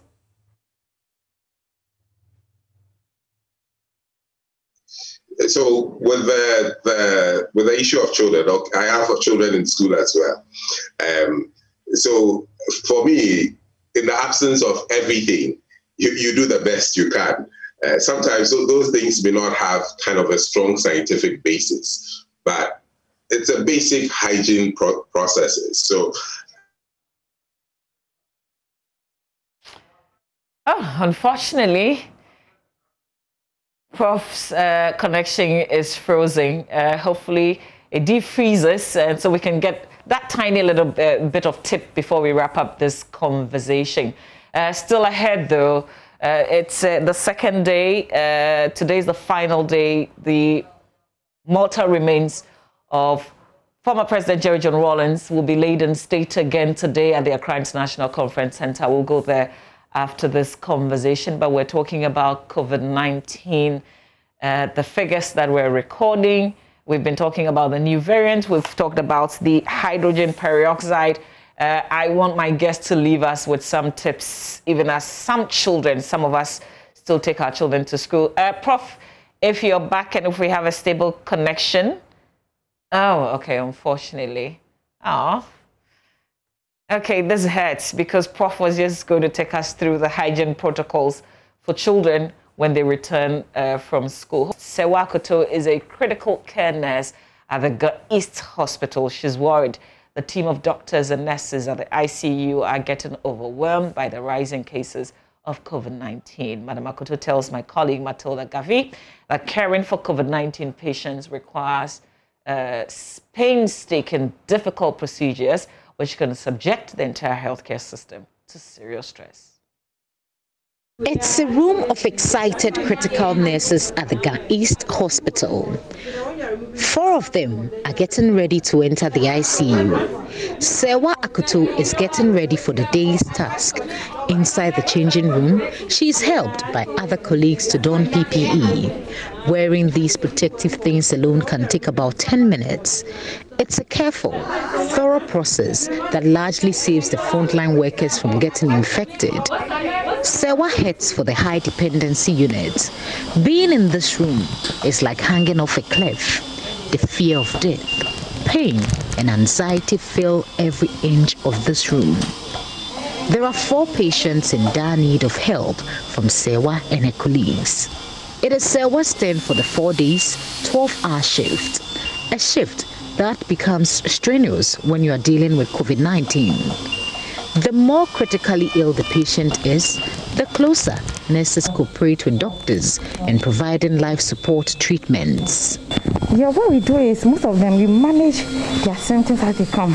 Some of them come with a low oxygen level, some come as low as 64%, the one that I showed you.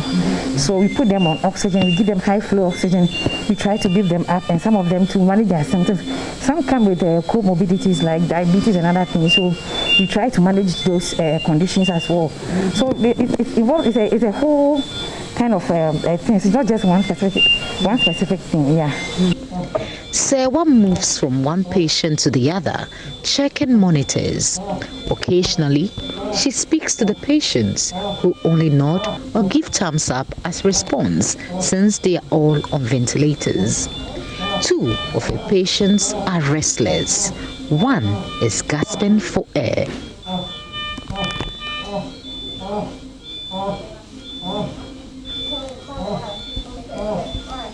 Another nurse reaches out to one of the patients and carefully adjusts the pillows, while 2 other nurses make a dash for the oxygen cylinders. There are different life-saving activities going on at the same time.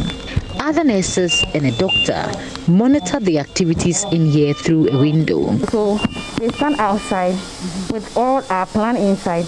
So if we are supposed to do anything, like say give this medication, they communicate to us. We ask them, you tell them the vital signs, write this out. They're supposed to give this, and they tell us. And sometimes when you are doing something, they see from outside, they will prompt you. This thing has gone off. Can you do something about it? Okay. That's what basically they do. Okay. Yeah, that's what we all do. Okay. And then once we go in, we are not here all the time. We do come in as time is needed. So we'll be standing outside and then monitoring them from at the back of the window. The nurses leave nothing to chance, as one of them for close to 20 minutes holds an oxygen mask to the face of a patient while the oxygen is being fixed. What are you doing? It's an oxygen, and then the system has gone down. Okay. So I'm just maintaining it, the little, so that he can take it. So that he can become stable? Yeah. So when they bring the other cylinder, then you can put him on it. Okay. The system, this is a central oxygen system. Okay. Yeah. Okay. And the system is down. So you can see here, it's written low oxygen flow. So they are now working on it for the system to respond, and then it will be normal. Okay. They are confined to the steaming PPE. The only break is to lean against the wall or squat briefly in between the checks. And we are overwhelmed with the rise of COVID cases now. Help by masking up so the cases can be reduced. Let's try and observe the safety protocol. Health workers are overwhelmed now. We are breaking our back, so please try as much as possible to do as you are told. Mask up, wash your hands. I mean, observe the safety protocols. Help us to help you. You can see our staff strength, we are not enough. You see, we had a challenge with the oxygen now, and most of us had to don in. I had done in the morning and gone out around 12. I had to come in again. You see, I'm panting. Even as I'm talking, you can see that I'm not really in there, just moving about. So there's a lot to be done. And I don't know, the public is not, some of them think that COVID is not real. We are exaggerating, but no, COVID is real. There's a lot of cases here, we do lose some of them. So it's better to be in the comfort of your home than being in an ICU. The long hours, the stress and anxiety that comes with treating COVID-19 patients are affecting them. Because for Sewa and her colleagues, every day at work means a fruitful exposure to the disease that has killed some of their patients. It's really affected psychologically. Coming to work every morning, we work for 12 continuous hours for 4 days. We take 3 days off, and you are called at any time to attend to an emergency. Being a critical care nurse, you are called at any time to attend to emergencies. And so for us coming to work 12 hours, leave your family at home and come and work, and sometimes when you come, you nurse a patient, the next morning you come and the patient is no more there. It's like you've done a lot to save a life, but then the life is gone. So we are really going through a lot emotionally. We are breaking our backs. It's really affecting us. a lot. For a medic who combines administrative and clinical works like Dr. Joe Mensah, the past 2 weeks haven't been easy for his family. Well, it's been difficult, not just for me, but for my colleagues as well. We're running longer shifts, we're running more days because of the numbers we're seeing. And for my family, I understand it's been difficult, my wife, my kids. Unfortunately, I couldn't even take my kid to school when he reopened. Because I've spent the past 2 weeks, I've practically been here every day. And for some of my colleagues, it's been the same story. We are pushed to the wall, but then we need to offer the services to our clients. So we're doing this for God, we're doing this for country and for our patients. Psychologically, is it having a toll on you? Yes, it's been stressful. It's been stressful. I have an appointment actually with my clinical psychologist. I should have had it yesterday. Hopefully I'll have it today because it's been stressful. She thought I should come see her for a session. And it's important that the public know that COVID is real. A lot of people still do not believe there's COVID until it comes right to your doorstep. It affects a relative. But then do not wait to that point when you unfortunately lose a family member. COVID is real. For corporate organizations who have been supporting us, yes, we need some PPs, but we also need some toiletries to support the patients we see, food items, etc. are all welcome. So if you have any support for the fight against COVID, we are always welcome. The infectious disease center is also open. And for both facilities, we're doing our best in the fight against COVID. Come and support us. Come on board. Sure. The Ghana Registered Nurses and Midwives Association recently reported that 4 nurses have lost their lives since the pandemic broke. 840 have also been infected. The nurses are calling for insurance packages for those infected. They also want government to reinstate the incentive packages for nurses, as some of them are yet to receive the 50% allowance announced by government since the onset of the pandemic. For Joy News, Matilda Gavi, Ga East Hospital.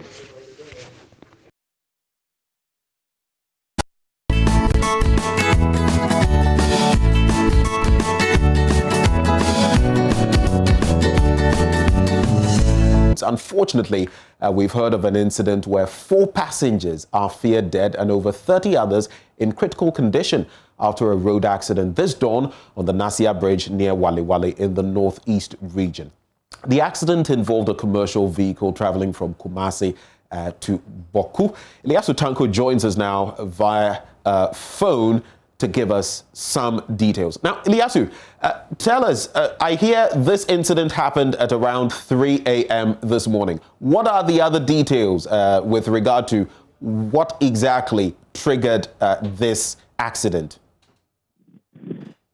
Well, it's not clear yet what caused this accident, but I spoke with the driver of the vehicle, actually, and he told me that he was crossed by a herd of cattle.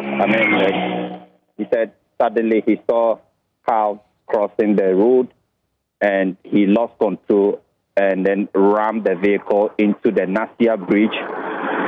According to him, the vehicle somersaulted multiple times before landing in the middle of the road.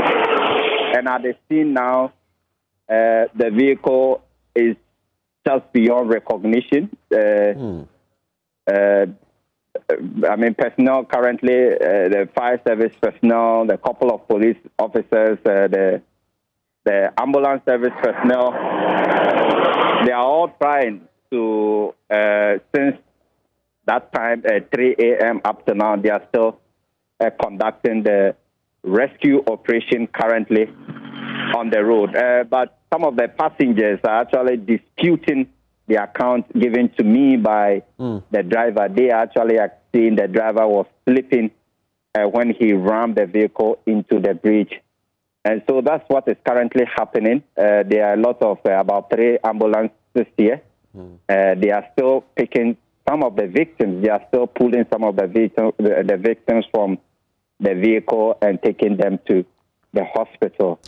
Also, the situation has created a massive traffic currently at Nasia which is also on the Tamale-Bolaga Highway.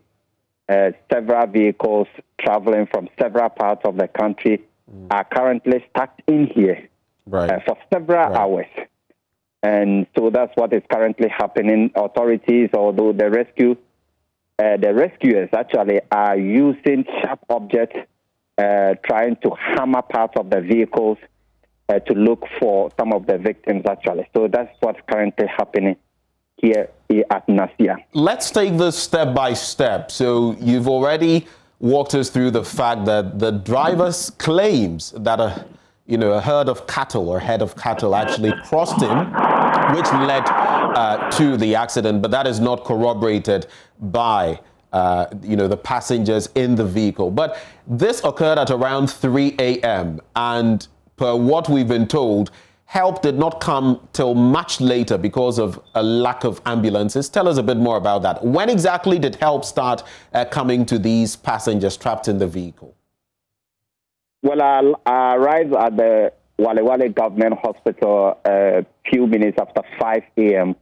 And that was when according to the health officials, that was when they started bringing in these victims. And the first vehicle that brought the victims, the first batch that came in police van. And that's what the authorities, the health officials told me.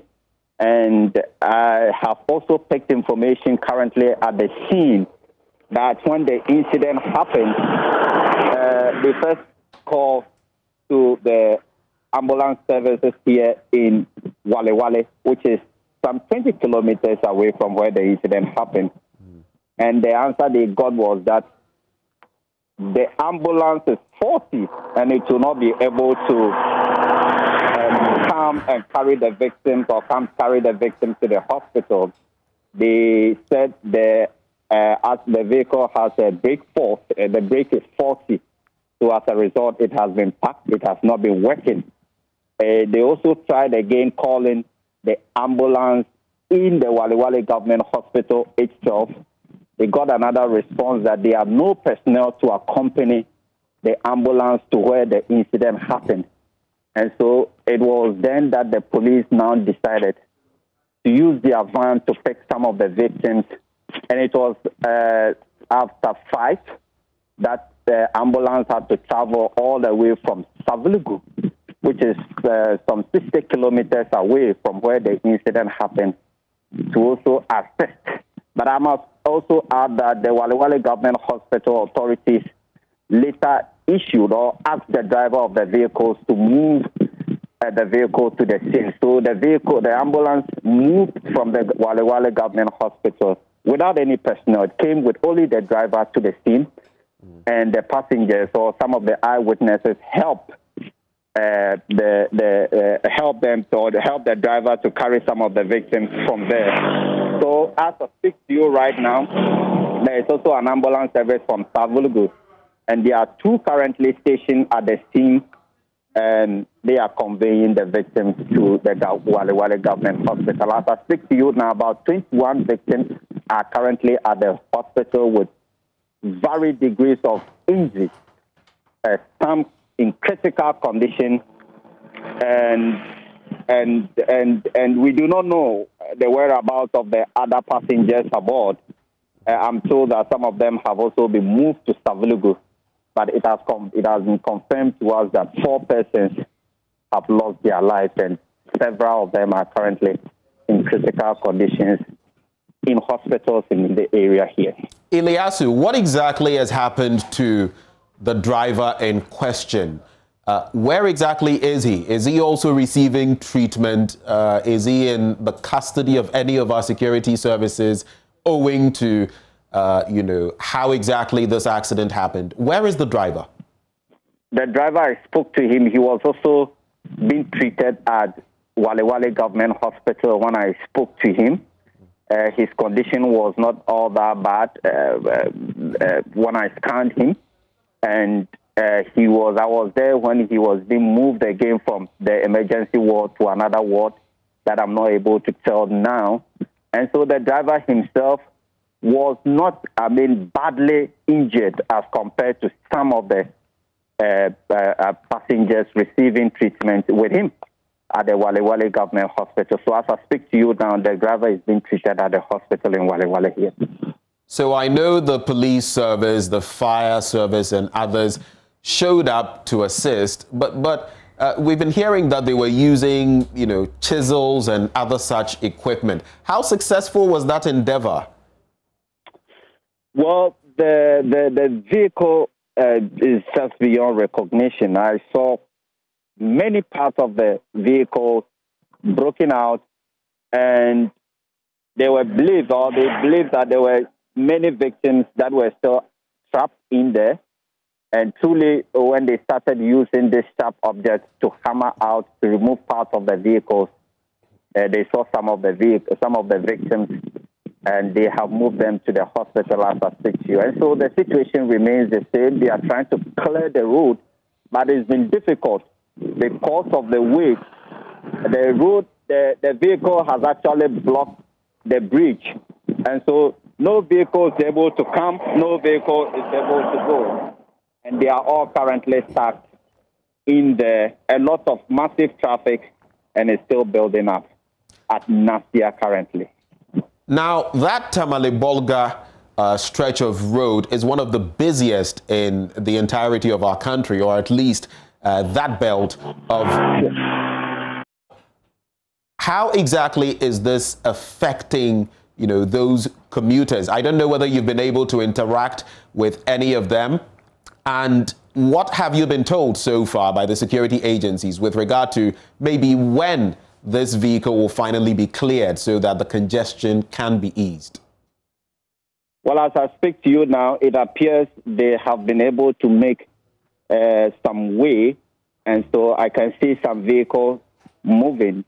But those that are coming from the section from Tamale are not able to move. But those that are coming from the Bolga and that side are moving gradually. They are moving gradually, but it's not clear. The vehicle, they have not been able to entirely clear the vehicle from the road, but they just made a space for the vehicle that are coming from the Bolga section, and they are now moving to Tamale. But those that are coming from Tamale, they are still stranded. They are still stuck in there, unable to move. I will not be able to tell as the authorities are, the rescuers are very busy. They have not been able to speak to me in detail, but they told me that they will not be able to tell when they will entirely clear the vehicle from the road for the vehicle to start moving.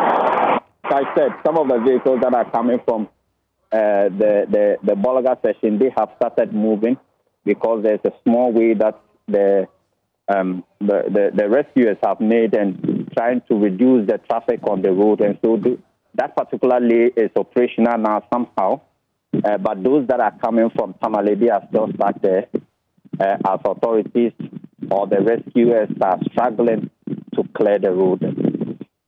Well, Ilyasu, thank you very much for bringing us the updates on that situation. And as you can see, the pictures in your shot, 4 feared dead and 30 others injured, on the Kumasi Boku stretch of road. A very gory scene that has greeted us this morning. Ilyasu Tanko there, our Northeast Regional correspondent. We're still mourning that giant oak. Former President Rawlings has been laid in state as the burial rites continue. And today, President Akufo-Addo is going to be paying his last respects to the former president. You can expect that he, together with the vice and the first and second ladies, among others, will be there.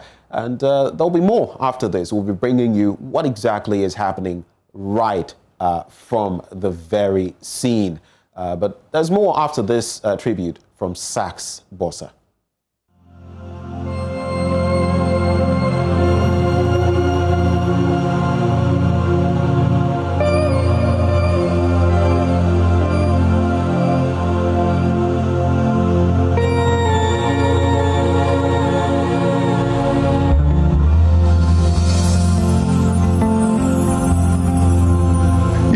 Superpowers must learn to accommodate and to live and to accept patriotic leadership, patriotic citizens.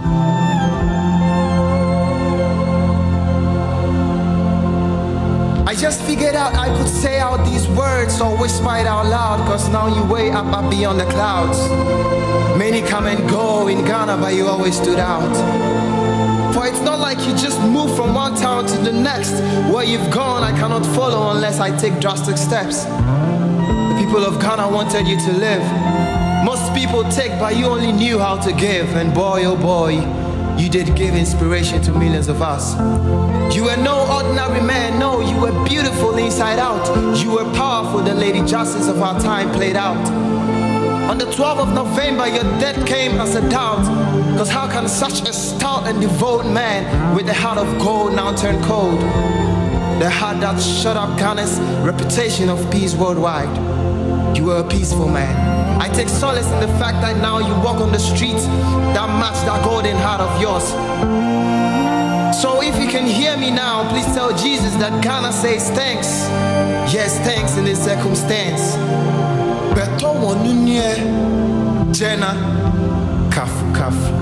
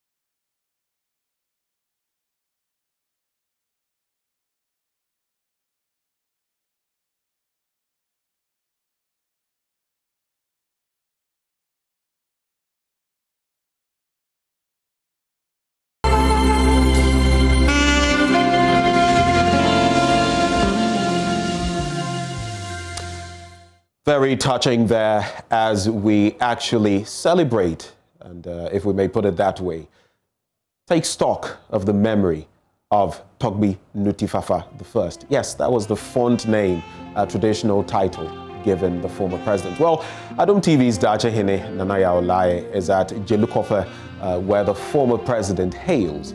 He sent this earlier. We are in Keta, Jelukofe, Zoga Vomai. This is where we stand this morning. And behind me is the family house of the late President Jerry John Rawlings. Now, nothing seems to be happening in the family house because people we can speak to told us that most of the family members who could probably take decisions so far as the funeral is concerned are all in Accra, and as such there is nothing really going on here. Now, one thing that seems surprising is that you just can't see any posters signifying the fact that this man who once lived was born in this house. You could see other posters of other people, like the late mother. We can see a poster there, and another person who has passed on having their posters on the family wall. Yes, still, you can't see any poster of the late President Jerry John Rawlings. Now, one thing that surprises me upon getting here yesterday was that you can't see any poster also in the town, just to signify that the man is dead, and as such, the funeral will be held somewhere there. But upon getting to the house this morning, a woman who spoke to us off record says there's nothing going on in the family house. What they intend doing is to hold a mini vigil this evening in the honor of the late president. They believe that the big men of the family are all in Accra trying to join the government in finding a befitting burial for their late grandfather.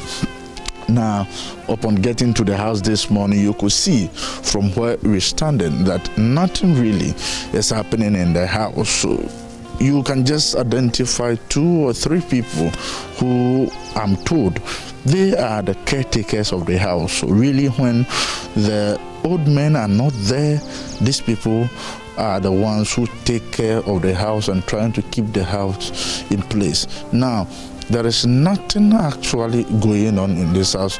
We can see some member of the house, some old men who are seated there. We will try to get close to them and see whether we can really speak to them and ask them what actually is happening in the house. We want to have that conversation with them. So this is actually the family house of the late Jerry John Rawlings, and we try to, have a conversation with the big man who is holding the fort behind, and then trying to get absolutely what is happening with him. Yo, Maruku Omankore. Nkonye Augustine Koblavia Bojake. Akba Maruku Egba Minyaba Miafufu JJ Rawlings Lomo Ale again Yole Unwawom. Afia la fama nka tutu joga la fama gba anta pe avant ye ku ona jim le again ruba fia ha ruba wana no jim sika fia ba mi ho mi tu akoma ta na nyeba nya tapa tutuma wala fia ruba fia katana si totona no fia kaka ma poboro runyara ka matava na mo kaka e ma chicho wa blomba ela magbanu shangwa la magbona kaka ta agba ala ka maji ngba na no ji ga podomo aba ngo duko foto khodu wa akpe na no ji ga kasha tromoko to ni yaro va ona roji ga mi an poga. So he was trying to explain to us that, God willing, elders of the family has promised them that, look, this is the family house, and as such, something will be happening, some traditions will be performed in the family house. But to say... And from Jelukofe, we come back here into Accra, where indeed you can see in your shot the President, Nana Addo Dankwa Akufo-Addo, paying his respects together with the First Lady. Today it's expected that the President, the Vice President and their spouses together with other very prominent dignitaries, presidents and vice presidents from across the world, will be paying their respects. And that is what you can actually see happening live right now. That is what is happening. You can also see the relations of the former president, his children, among others. And that is the scene there as Akufo-Addo, Nana Addo Dankwa Akufo-Addo, files past the mortal remains of former President Rawlings.